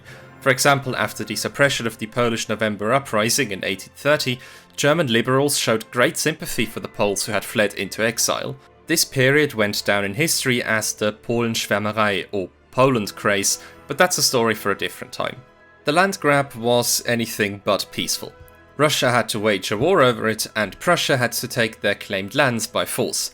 At Kargowa, fierce resistance led to heavy losses, and Danzig only capitulated after a 1-month-long siege. While the partition treaty had already been signed in January 1793, Catherine and Frederick William waited until April to formally proclaim the annexation of their shares. The Prussian and Russian ambassadors delivered a note to the General Council of the Targowica Confederacy, demanding the calling of a Sejm. The subsequent election of the deputies to the Sejm in small local parliaments was nothing but a mock election. Known supporters of the 3rd of May Constitution were barred from even participating. No representatives were elected in the annexed territories, the local assemblies were often surrounded by Russian or Prussian soldiers, and just like in the previous partition Sejm, the partitioning powers were generous with bribes. The demanded Sejm session was opened on the 17th of June in the new castle at Grodno. However, the negotiations took longer than initially expected. A surprising number of deputies engaged in obstructionism and opposed the ratification of the partition. This was done with the secret encouragement of Stanisław August, but it is questionable how many deputies were genuinely opposed to the injustice and how many were simply putting on an act to distance themselves from the destruction of their country. The Polish king hoped that by dragging out the Grodno Sejm as long as possible, other European powers might perhaps interfere. However, the war of the First Coalition against France proved to be a much higher priority to both Britain and Austria. When progress was too slow for his liking, the Russian ambassador, Jakob von Sivas, resorted to more drastic measures. He intimidated oppositional deputies either with confiscations, house arrest, or by allowing Russian soldiers into the debating chamber. Although the king protested, his resistance was only limited. After Sivas threatened to confiscate his income or not to cover Poland's massive debts, Stanisław August relented. On the 17th of August 1793, the Sejm finally ratified Russia's land grab and thus the loss of 250,000 square kilometers and 3 million inhabitants. The partition treaty with Prussia dragged on for a while, but here too force was used to help matters along. Russian troops surrounded the new castle, and 4 of the most rebellious opposition members were expelled from Grodno. The Sejm then went on to strike, and the remaining deputies refused to say another word on the 22nd of September. They maintained their demonstrative silence on the next day as well, so that the Sejm Marshal, Stanisław Kostka-Bielinski, who was paid by Russia, announced that silence meant consent. 3 times, Bielinski asked for the Sejm's consent to give a delegation to Prussia the necessary power.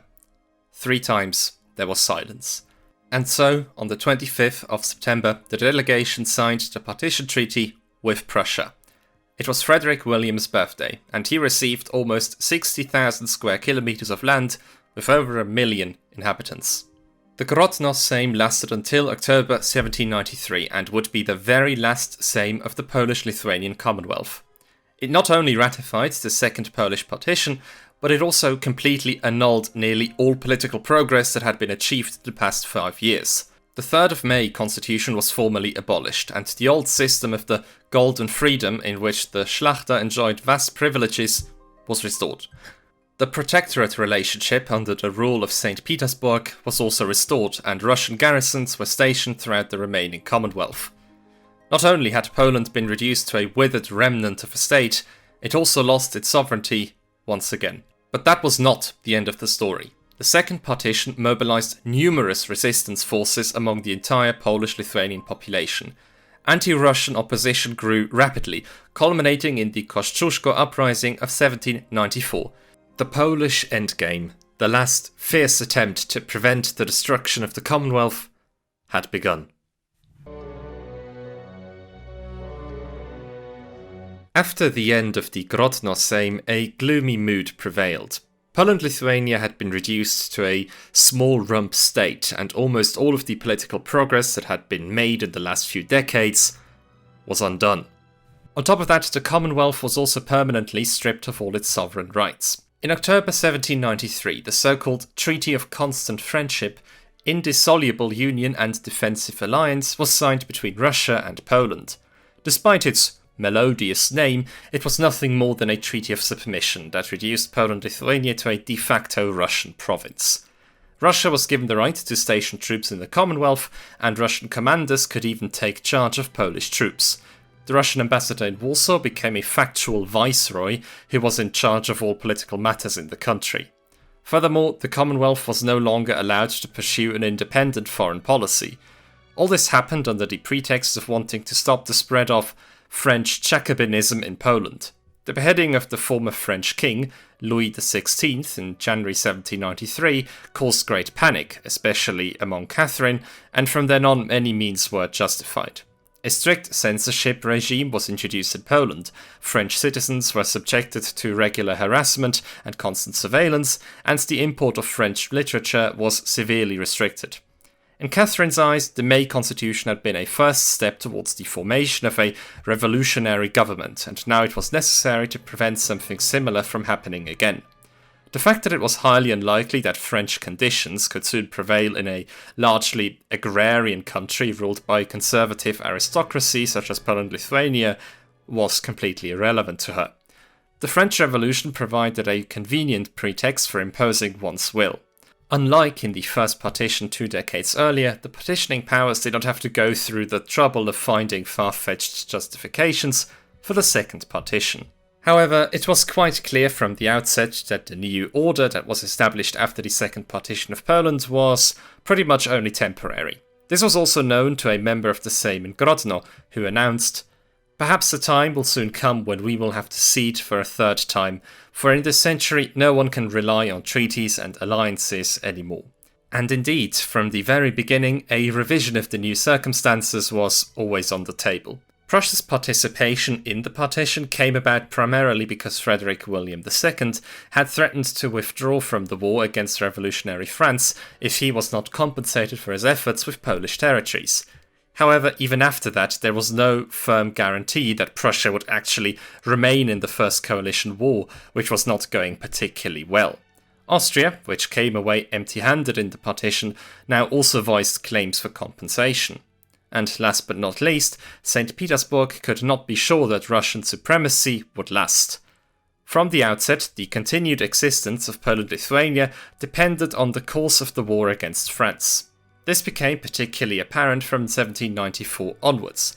After numerous costly failures, the anti-French coalition was now on the defensive, and with it grew the need to finally make peace. With the threat of losing the Austrian Netherlands, Vienna also increasingly looked to the east, where it might possibly be compensated. Most educated Poles will also have been aware of the possibility of another partition in Poland. Since the late 1780s, the educated middle classes, in Warsaw in particular, had become increasingly politicized or even radicalized. The first and second Polish partitions had been a wake-up call for many, who finally realized that things needed to change drastically. Political discussions had been the order of the day in the 4-year Sejm, and the future of Poland-Lithuania had been at the center of the debates. The Constitution of 1791 was rightfully seen as a colossal triumph, and its violent abolition by Prussia and Russia caused widespread consternation. Particularly, the Russian occupation forces provided a source for much hatred. In and around Warsaw alone, 15,000 Russian soldiers were stationed under the command of General Otto Heinrich Igelström after 1793. These troops had to be supplied, of course, and the costs were borne by the Polish civilian population. Even in the bitterly cold winter of 1793-1794, the Russians took what they needed, with the peasants suffering the most. Despite censorship, news from revolutionary France spread rapidly. Of particular interest was the French Declaration of November 1792, which promised assistance to all oppressed peoples in Europe. The view that it was imperative to shake off the Russian yoke became increasingly widespread in Warsaw. Then there was also unrest within the Polish army. The size of the army was limited by the Grodno Sejm to just 18,000 men. The remaining 20,000 men of the army were to be incorporated into the Russian army. For the Polish generals and officers, this was simply unacceptable. After all, they had not suffered devastating losses during the Russian invasion of 1792 and were firmly, albeit slightly overconfidently, convinced that they could at least have stopped the Russian advance. They regarded King Stanisław August's rapid surrender as a mistake. The French proclamation offered the military the very last chance to turn the tide once again and to prevent the complete partition of the Commonwealth. It was a long shot, but it might just be worth it. However, the decisive factor in the Polish military's discontent was the appointment of Igelström as Russian ambassador in 1794. Igelström had already built up a bad reputation in Poland as a brutal, power-hungry man. In 1767, he had carried out the deportation of the most prominent opposition figures who had protested against the First Protectorate Treaty and was in correspondence with some of the most vocal advocates of territorial expansion at Poland's expense in St. Petersburg.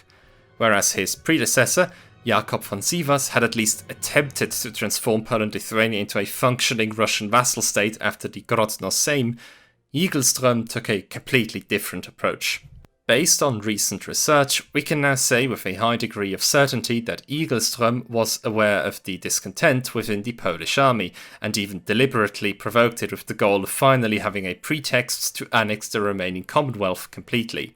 It was obvious to Igelström that the transfer of Polish and Lithuanian troops to the Russian army would inevitably lead to strong discontent. This becomes clear in his correspondence with Platon Zubov, the last of Catherine's protégés and one of the most powerful men in Russia. Months before the outbreak of the Kosciuszko Uprising, the Russian ambassador predicted that Polish demobilization would lead to unrest, which neighbours would exploit and propose a new partition. He noted that one could act according to the Russian proverb, "Strength breaks even iron," if the necessity is more important than the consequences it causes. When anger in the Polish military reached its peak some time later, Igelström expressed his conviction in another letter to Zubov that there was no other means of bringing the local population to its senses than to proceed with a new partition of Poland. Plans for a potential Polish uprising had already been discussed in autumn of 1792, when the Polish-Lithuanian Commonwealth had just unconditionally surrendered to the Russian Empire. Those plans were hatched by the same men who had been the masterminds behind the passing of the 3rd of May Constitution just 1 year prior, namely Ignacy Potocki, Hugo Kołłątaj and their associates. They had fled into exile to Saxony and refused to just sit and watch as their life's work got destroyed. All in all, however, they clung desperately to delusional hopes. They counted on the international situation changing again, on a rift developing between the partitioning powers, or even on another Russian-Turkish war, which could give Poland-Lithuania room for manoeuvre once more. Ultimately, however, it was the news from Paris that gave them the most hope. General Tadeusz Kosciuszko was received there in January 1793. Kosciuszko had previously been granted honorary French citizenship and enjoyed widespread sympathy in revolutionary France. He explained the Polish cause to the French and asked for their support for an uprising. Although he was not promised any definite French help, he did receive words of strong encouragement. Kosciuszko then travelled back to Saxony, where he presented his plan to the conspirators.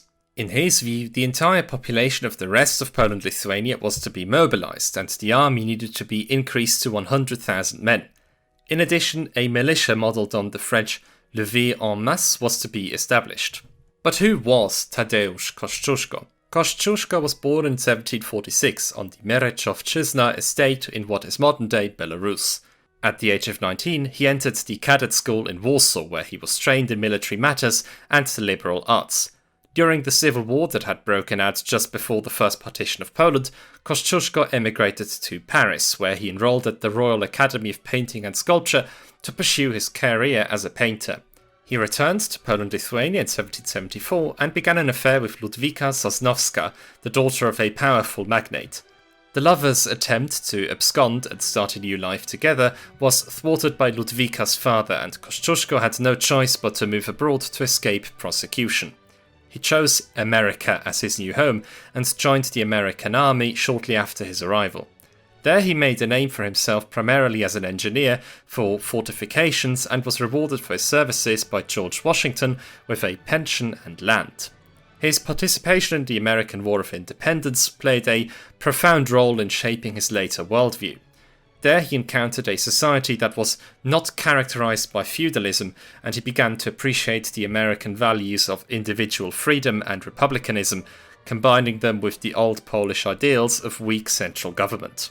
However, Kosciuszko often went further with his ideas of freedom than the American founding fathers.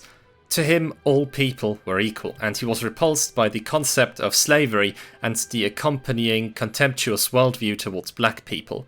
When he received a substantial back payment from the American Congress in 1798, he, despite his tough financial situation, decreed that the entire sum should be used to purchase, free, and educate black slaves. Unfortunately, however, the executor of his will, Thomas Jefferson, would never be able to carry out Kosciuszko's request.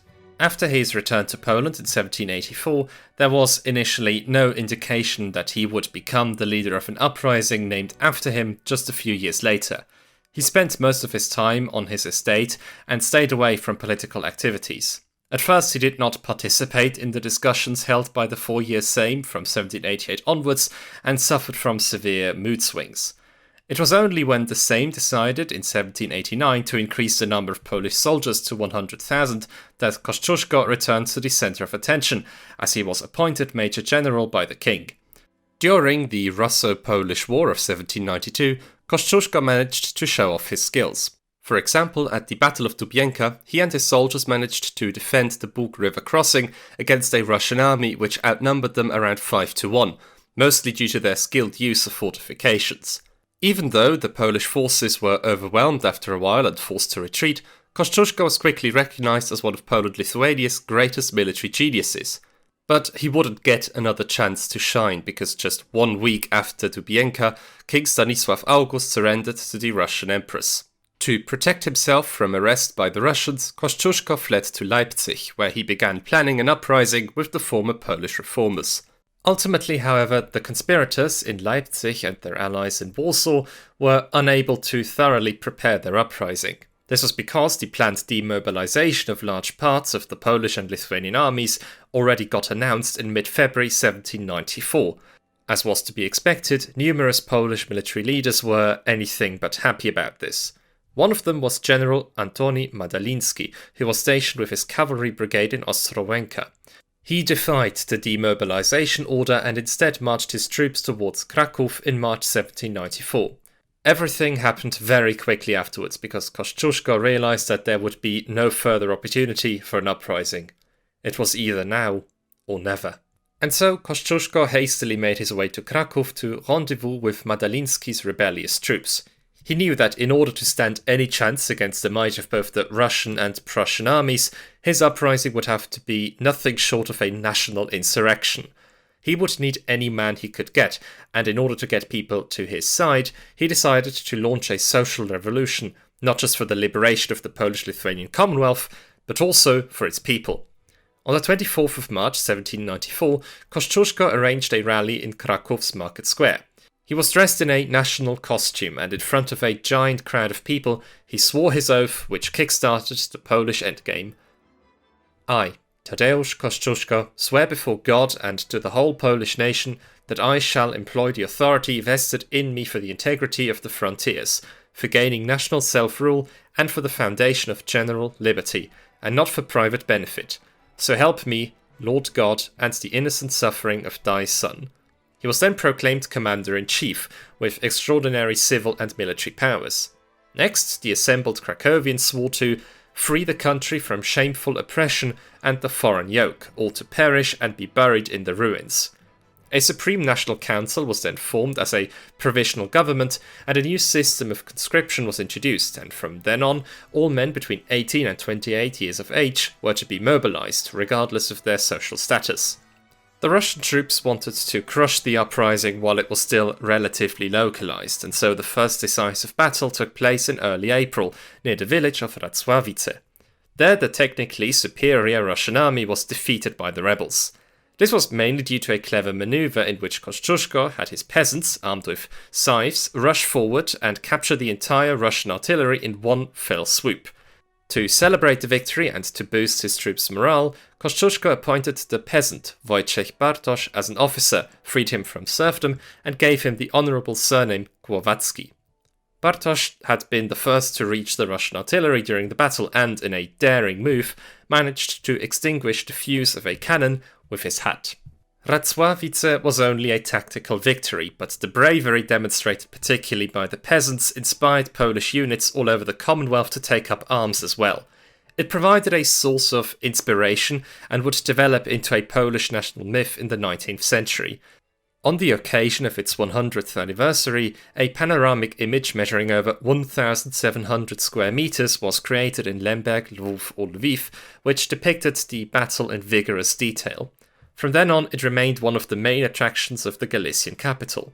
After the Second World War, the panorama was moved to Wrocław, where it was finally reassembled and reopened to the public in 1985. But that was just a little side note, let's go back to the 18th century. The news from Racławice had an exhilarating effect, especially in Warsaw. On the 17th of April, a revolt broke out in the capital, which completely caught the Russians off guard.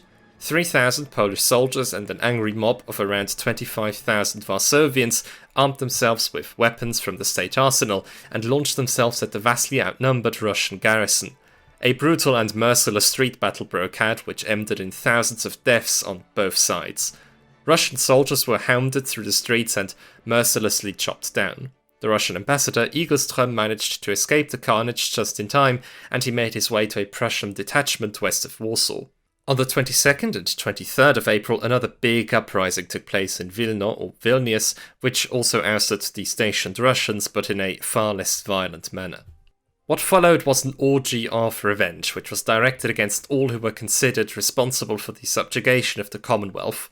This mainly affected the leaders of the Targowica Confederation, who were not entirely unjustifiably regarded as traitors.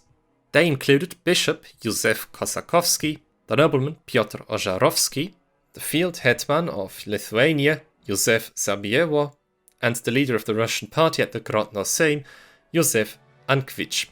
They had all played an important role in the Targowica Confederation and subsequently served, in full view of everyone, in the interests of St. Petersburg. On the 9th of May, these men were sentenced to death by the insurrectionary court and immediately hanged in Warsaw. All known collaborators later fell victim to mob justice and were simply lynched in the streets. In Wilno, another prominent leader of the Targowica Confederation, Szymon Kosakowski, was caught trying to escape by boat on the river Neris and was then hanged on the town hall square. Above him, the insurrectionists had put up an inscription which read, "He who swings will not drown."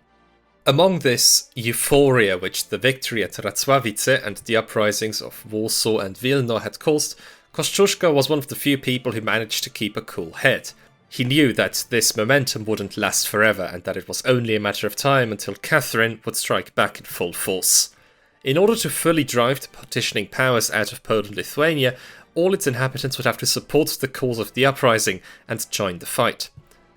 Kosciuszko correctly realized that the millions of farmers in the Commonwealth, who led a depressing existence, were nothing more than the personal property of their noble landlords and were often treated terribly, would only support the fight if they were given something back in return. And what they wanted above all else was personal freedom and the abolishment of serfdom. But Kosciuszko also knew that this would greatly anger the Szlachta, whose support he also desperately needed if he wanted his uprising to succeed. So he needed to strike a middle ground which would please both parties. He discussed the matter in depth at his army camp near Połaniec with Ignacy Potocki and Hugo Kołłątaj, who had just returned from exile. The result of this discussion was the proclamation of Połaniec from the 7th of May 1794. It was the most important legal act in late Polish-Lithuanian history, right alongside the May Constitution. Serfdom in Poland was now partially abolished and the peasants were granted personal freedom. All peasants who had fulfilled their obligations to the landowner were allowed to leave the estate if they so wished. The number of compulsory labour days was also drastically reduced and all peasants serving in the army were freed from labour duties altogether, and so were their families. The proclamation declared that nobles trying to obstruct these reforms would be treated as enemies of the nation, though the decree was only sporadically enforced due to the chaos that prevailed during the uprising. The proclamation of Połaniec was a giant milestone, and for the first time after centuries, the peasants in the Commonwealth were no longer the personal property of the landowner. Instead, they were finally seen as vital and participating members of the state. Not even the otherwise very progressive May Constitution dared to go that far. The proclamation was only possible because Kosciuszko was far more radical than the reformers in the Great Sejm. He wrote that liberty could be defended only by the hand of a free people, and he was not scared to rely on spontaneous action by the people.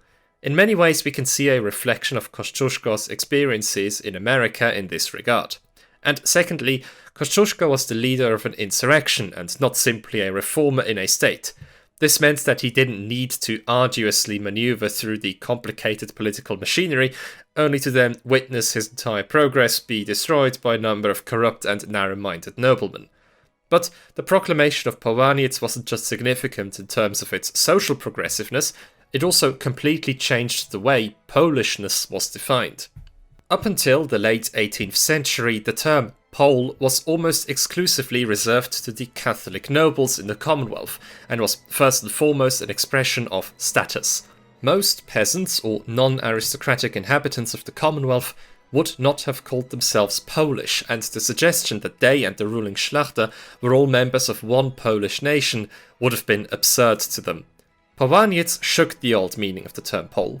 The term gets used very frequently in the proclamation, and it always deliberately encompasses everyone. Kosciuszko's concept of a Polish nation clearly included everyone in the Commonwealth, regardless of status, religion, mother tongue, or wealth. In doing so, Kosciuszko created a unifying factor and inspired all the people of Poland-Lithuania to fight together for the country's independence and to preserve their newly acquired freedom. This was something that many other Polish uprisings in the 19th century failed to do, as they were led almost exclusively by the nobles and served almost exclusively their own interests. In the words of the early 20th century Polish historian Adam Pruchnik, Kosciuszko knew how to get a great deal more energy and strength out of the nation than did the later independence struggles. But we can't imagine this rallying call to have been particularly effective, because in the end it proved to be not much more than a collection of promises and fine words. The uprising would fall apart just a few months later. The insurrectionists knew that their whole operation would be futile if they couldn't get help from abroad. Kosciuszko may have had the blessing and some financial support from revolutionary France, but he couldn't hope for French military assistance. And no other country showed any willingness to aid the Poles in their struggle. At the very least, the rebels could hope that Prussia and Austria could stay out of the conflict for the time being, as both were still at war with France.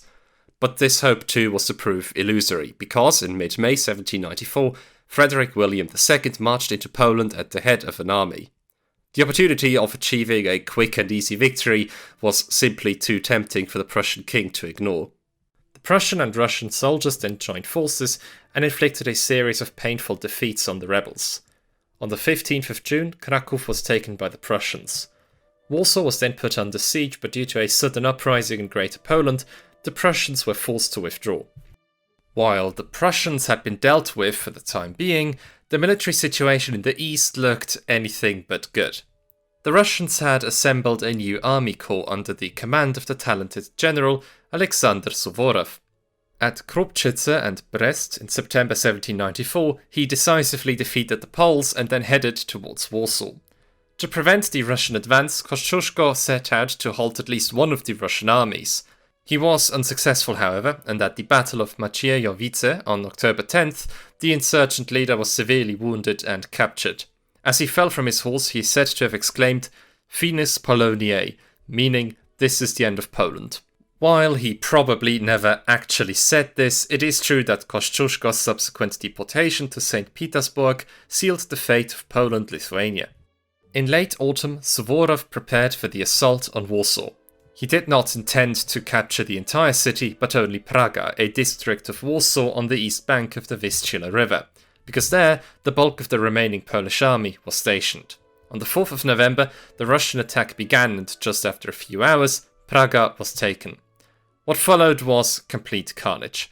Many Russian soldiers stormed the district while crying, "Remember Warsaw." They wanted to take revenge for the Warsaw Uprising and committed heinous acts of violence against everyone they came across, be it soldiers or civilians, although it has to be said that during this time when most ordinary inhabitants were armed, that distinction wasn't so easy to make. The Russian soldiers raped, looted and murdered for hours on end. Suvorov tried to stop the excesses, but only succeeded too late. In total, around 20,000 people had died during the bloodshed. Suvorov then sent his terms of surrender to the Polish king. Stanisław August had never supported the uprising and had been unable to exercise any power during its duration. Absolutely horrified by the news of the Praga massacre, Stanisław August led Suvorov and his troops into Warsaw. The uprising was over. Catherine had triumphed once again. Stanisław August then asked Catherine to take Poland-Lithuania under her protection in the hopes that she might show mercy. But it was in vain.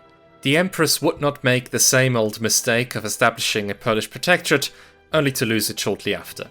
This time, Poland-Lithuania was to be wiped off the map for good. "All my efforts have been repaid by ingratitude, hatred, and perfidy," she later explained.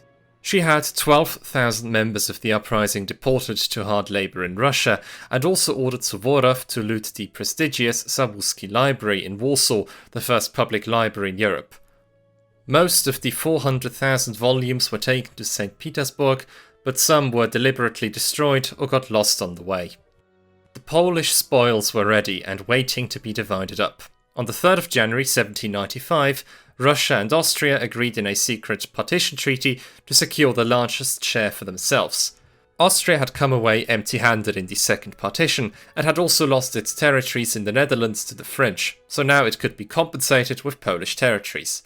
The Habsburg Empire then expanded far to the north and annexed the important cities of Kraków, Sandomierz, Lublin, Kielce and Radom. The rulers in Vienna eventually named the area Western Galicia. The Russian Empire, on the other hand, was able to expand westward and advance as far as the Neman and Bug rivers. It thus obtained the last remaining Ruthenian, Belarusian and Lithuanian territories, including the city of Vilno. Prussia, which had proved to be an unreliable ally, had to content itself with the rest. The Prussians called their annexed area New South Prussia. At least Berlin obtained the old capital of Warsaw. The old Polish-Lithuanian state, which had played a decisive role in European history for many centuries, simply disappeared. In January of 1797, the three partitioning powers signed a convention in St. Petersburg in which they agreed that Poland should just vanish as a political entity, but should also be completely forgotten by the annals of history. A secret and separate article was included in the convention, which read, In view of the necessity to abolish everything which could revive the memory of the existence of the Kingdom of Poland, now that the annulment of this body politique has been effected, the high contracting parties are agreed and undertake never to include in their titles the name or designation of the Kingdom of Poland, which shall remain suppressed as from the present and forever. 1 month after the partition, so on the 25th of November 1795, King Stanisław August signed his abdication. Seeing as he had no land left to rule, he left for St. Petersburg, a city he knew very well from his youth. There he became a virtual prisoner at the Marble Palace and never got any permission to leave Russia again. He died of a stroke shortly after, in February 1798, and was buried at the Church of St. Catherine in St. Petersburg. Kosciuszko was not to meet such a swift end, but his glory days were also behind him. 2 years after his capture, he was released by the new Tsar, Paul I, alongside many other Polish prisoners. He initially returned to America, but came back to Europe in 1798. He settled in France, where he spent the next 15 years of his life on the political sidelines. He was never able to establish a good relationship with Napoleon Bonaparte, and was not given any role in the creation of the Duchy of Warsaw. After Napoleon's final defeat, Kosciuszko moved to Switzerland, more precisely to Solothurn. He spent the last 2 years of his life there and died on the 15th of October 1817. And now, to answer the final question of today, how did the inhabitants of the former Commonwealth react to the dismembering of their state? The reactions were obviously very different depending on the individual and ranged from complete despair over the loss of personal liberties and privileges to a sense of relief that the never-ending cycle of war and instability was finally over and that new opportunities opened up. In the middle of that spectrum, you can find many people who felt a sort of apathy. After all, states just come and go, and the Commonwealth's time has simply run out. Those who famously mourned the loss of Poland-Lithuania the most were the poets and writers. Some of them believed that a life without their state was pointless, and that a genuine patriot should die alongside his country. For example, Jan Paweł Woronich wrote after the partition, "Lead me in your black coat, O knight, to Cato's grave. He was the one who taught us what should be done when the motherland has died." In this poem he is referencing the fate of Cato the Younger, who had committed suicide in the year 46 BCE after Julius Caesar's victory at the Battle of Thapsus. In the end, most patriotic Poles didn't follow Cato's example, but Woronich's words show us that they felt like their world has just fallen apart. Many nobles even believed that the whole Polish nation would die out. After all, the Polish concept of the term nation was still mostly restricted to the nobility and only encompassed a small percentage of the Commonwealth's population. They believed that there could be no nation without a state, and within just a couple of generations, the Polish nation will be absorbed into the Russian, Austrian, or Prussian one. Some even looked forward to this possible development, like the infamously pro-Russian nobleman Stanisław Szczęsny-Potocki. In a letter he wrote, "I do not speak about former Poland and the Poles. This state and the name of this nation disappeared in the same way as so many in the history of the world. Every one of the former Poles should choose his new motherland. As for me, I am Russian forever." Others, particularly Republican patriots in French exile, believed that the Polish nation would endure and that the constitutional Polish monarchy should be restored. They also believed that the Poles should continue their fight against the partitioning powers, preferably alongside revolutionary France. It was in this context that a popular song was written in 1797 for General Jan Henryk Dąbrowski's legions in Italy, which started with the phrase, "Poland has not yet succumbed, as long as we remain." This song would later become the national anthem of Poland. It is doubtful, however, that the influence of the exiled patriots was particularly big on the Poles who remained in the partitioned areas, as most of them decided not to put up resistance. In the Russian Empire, for example, where an oath of obedience to the empress was obligatory, the authorities only noticed very few cases of open refusal. But of course, this didn't mean that foreign rule was simply accepted, because refusing the oath meant that the person would be forced to leave the country. And so, out of a lack of any viable alternatives, most Poles simply swore their loyalty. For many, it was a highly humiliating ritual, as was noted by the poet Cyprian Godebski, who wrote, "I was forced to swear that I will not be free." A considerable number of Poles didn't necessarily see the partition of the Commonwealth as a disaster, but rather as an opportunity for advancing their careers. Particularly in the lower nobility, many decided to join the Prussian, Austrian or Russian militaries and served in the newly established Ulan regiments. In Russia, many Poles entered the bureaucratic apparatus and helped set up the administration of the vast area that the Tsarist Empire had taken over. Overall, it can be said that most Poles quickly came to terms with the new circumstances, whether out of a lack of alternatives, pragmatism or opportunism. Open acts of resistance or defiance were the exception and not the rule. However, the rulers in Berlin, Vienna and St. Petersburg were greatly mistaken if they believed that they had brought the former Polish-Lithuanian lands firmly under their control and that the loyalty of their inhabitants was assured. There were many grievances that the people in the partition territories experienced on an almost daily basis. In Austria and Russia, the administration was infamously corrupt and abusive. In Prussia and Austria, the use of the Polish language was restricted in official environments, and in Prussia and Russia, the Catholic Church was put under ever-increasing pressure. Furthermore, a change of opinion took place among many Polish intellectuals. They started to be convinced that a nation can survive even if it was deprived of a state. The seeds for a renewed interpretation of what it meant to be a Pole, which Kosciuszko's proclamation at Połaniec had sown, were beginning to take root. When Napoleon's troops entered the Prussian partitioned lands in 1806, they were often greeted as liberators and a wave of patriotic enthusiasm spread over the country. The same thing happened in the Austrian and Russian areas in 1809 and 1812. But, as you may well be aware of, these hopes were in vain. The Duchy of Warsaw, created by Napoleon, was nothing but a French vassal state and a provider of troops who were to be sent to their death in the Russian campaign of 1812. After Napoleon's ultimate defeat, the borders between Russia, Prussia and Austria were redrawn. Afterwards, at the beginning of the 19th century, there were still limited forms of Polish statehood, namely the city-state of Kraków and the so-called Congress Poland, which was ruled in personal union with Russia and enjoyed a great deal of autonomy. But even these were not to last long.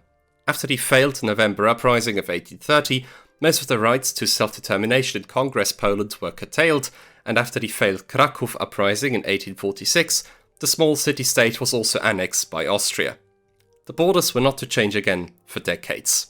It was not until 1918, with the collapse of the old order in Europe after the First World War, that an independent Polish state was created once more.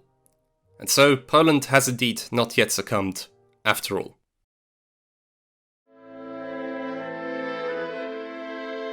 Now, to all those of you who are still watching for some reason, I would like to quickly summarise the factors that led to the demise of the Polish-Lithuanian Commonwealth. The question asking how the country could be partitioned has been bugging the minds of Polish intellectuals since the early 19th century. Broadly speaking, two traditional schools of thought have tried to answer this question. The first was the so-called Kraków school, which concluded that the partitions were self-inflicted due to excessive privileges of the nobility and the political standstill. Had the Commonwealth managed to keep up with its neighbours, the partitions could have been avoided. The second was the Warsaw School, which instead put the focus on the interference and interventions of Austria, Russia and Prussia, and claimed that if the Commonwealth had just been left alone, all of the internal issues could have been solved at one point. For the most part, these two ways of explaining the partitions have persisted until today, even if historians during the period of the Polish People's Republic attempted to shift some of the focus on social and economic issues. Personally, I'd argue that both sides are correct in some regard, but that internal and external factors were mutually dependent and exacerbated each other. It's evident that the Polish-Lithuanian political system was a complete and utter mess. The Szlachta simply enjoyed too many harmful privileges that hampered any kind of government, the worst ones being the liberum veto and the right to form confederations. This meant that in the 18th century the country was falling further and further behind its neighbours. While the rulers of Russia, Prussia and Austria were centralising and modernising their realms in an absolutist way, the Polish king constantly had to contend with a number of stubborn and egotistical noblemen who refused to give up even a small part of their privileges, which they considered to be irrevocable. And so the Commonwealth remained a highly decentralised and inefficient state that became unable to defend itself. Additionally, the royal elections and the same sessions provided a fertile ground for corruption, which only encouraged obstruction and self-centeredness. While reform-minded and reform-averse factions in Warsaw fought a seemingly endless battle against each other, the surrounding powers, particularly Russia, sensed an opportunity to eliminate Poland-Lithuania as a threat. The unique system of Poland-Lithuania made foreign influence through bribery, intrigue and intimidation incredibly easy, as only a few people were needed to prevent any kind of progress. With the Great Northern War and Peter the Great's first intervention in the early 18th century, a vicious cycle began from which the country was unable to free itself until the bitter end. Internal factors favoured external interference anyway, and the more Russia, Prussia and Austria became involved in Polish affairs, the more difficult it became to push through urgently needed reforms. There was no clear way out of this situation, as Stanisław August Poniatowski had to experience on several occasions. The three Black Eagles all had an interest in keeping Poland-Lithuania weak, and they pursued this project with complete success. However, a weakened Poland did not necessarily have to lead to partition, even though Prussia had been intent on annexing West Prussia from the outset. This was only ensured by conflicts on the European continent and tensions within the Black Eagles, with which the noble republic had no direct connection and against which it could do nothing. Only then did partition become an option that was actually taken up. All desperate attempts to preserve Poland-Lithuania and turn it into a new state, foremost among them the May Constitution and the Kosciuszko Uprising, were mercilessly thwarted by neighbouring states. Exactly because of this, the history of the Polish-Lithuanian partitions is both fascinating and frustrating, as so many opportunities were missed and so many dreams were destroyed. Who knows how the history of Central Europe would have unfolded in the 19th century if an enlightened and fundamentally reformed Poland-Lithuania had been able to survive. But these are all just speculations, and history has unfolded as it has. The fate of the Commonwealth was not sealed by one single cause, but by a fatal combination of internal decay and external interference. All that remained afterwards are echoes of lost potential. Dankeschön for watching until the end, and I hope you enjoyed the video. I just wanted to let you know that I do have a Patreon account where you can help me make more videos in the future if you have some spare cash on the side.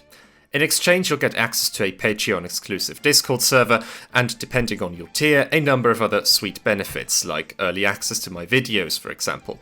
In any case, I want to give a special shout out to my biggest supporters, without whom this wouldn't be possible. Marius Gerling, Lieder Titan, Der dicke Flipper, Ich liebe Emden und Groningen, Maurice Lopez, Lucy Tara I, Hrabienka Horacka, Flannel Enjoyer, Defender, A Cup of Tea, Tristan Kriegsmann, Ryan Layton, Celestia, the Grand Duke of Sealand, Luca Drole, Wienweh, Pseudoriser, Lyle Furphy, Yin, Big Dave, Folling, Turd Hambone, and Johnny No Cash. Have a very nice day, and see you next time.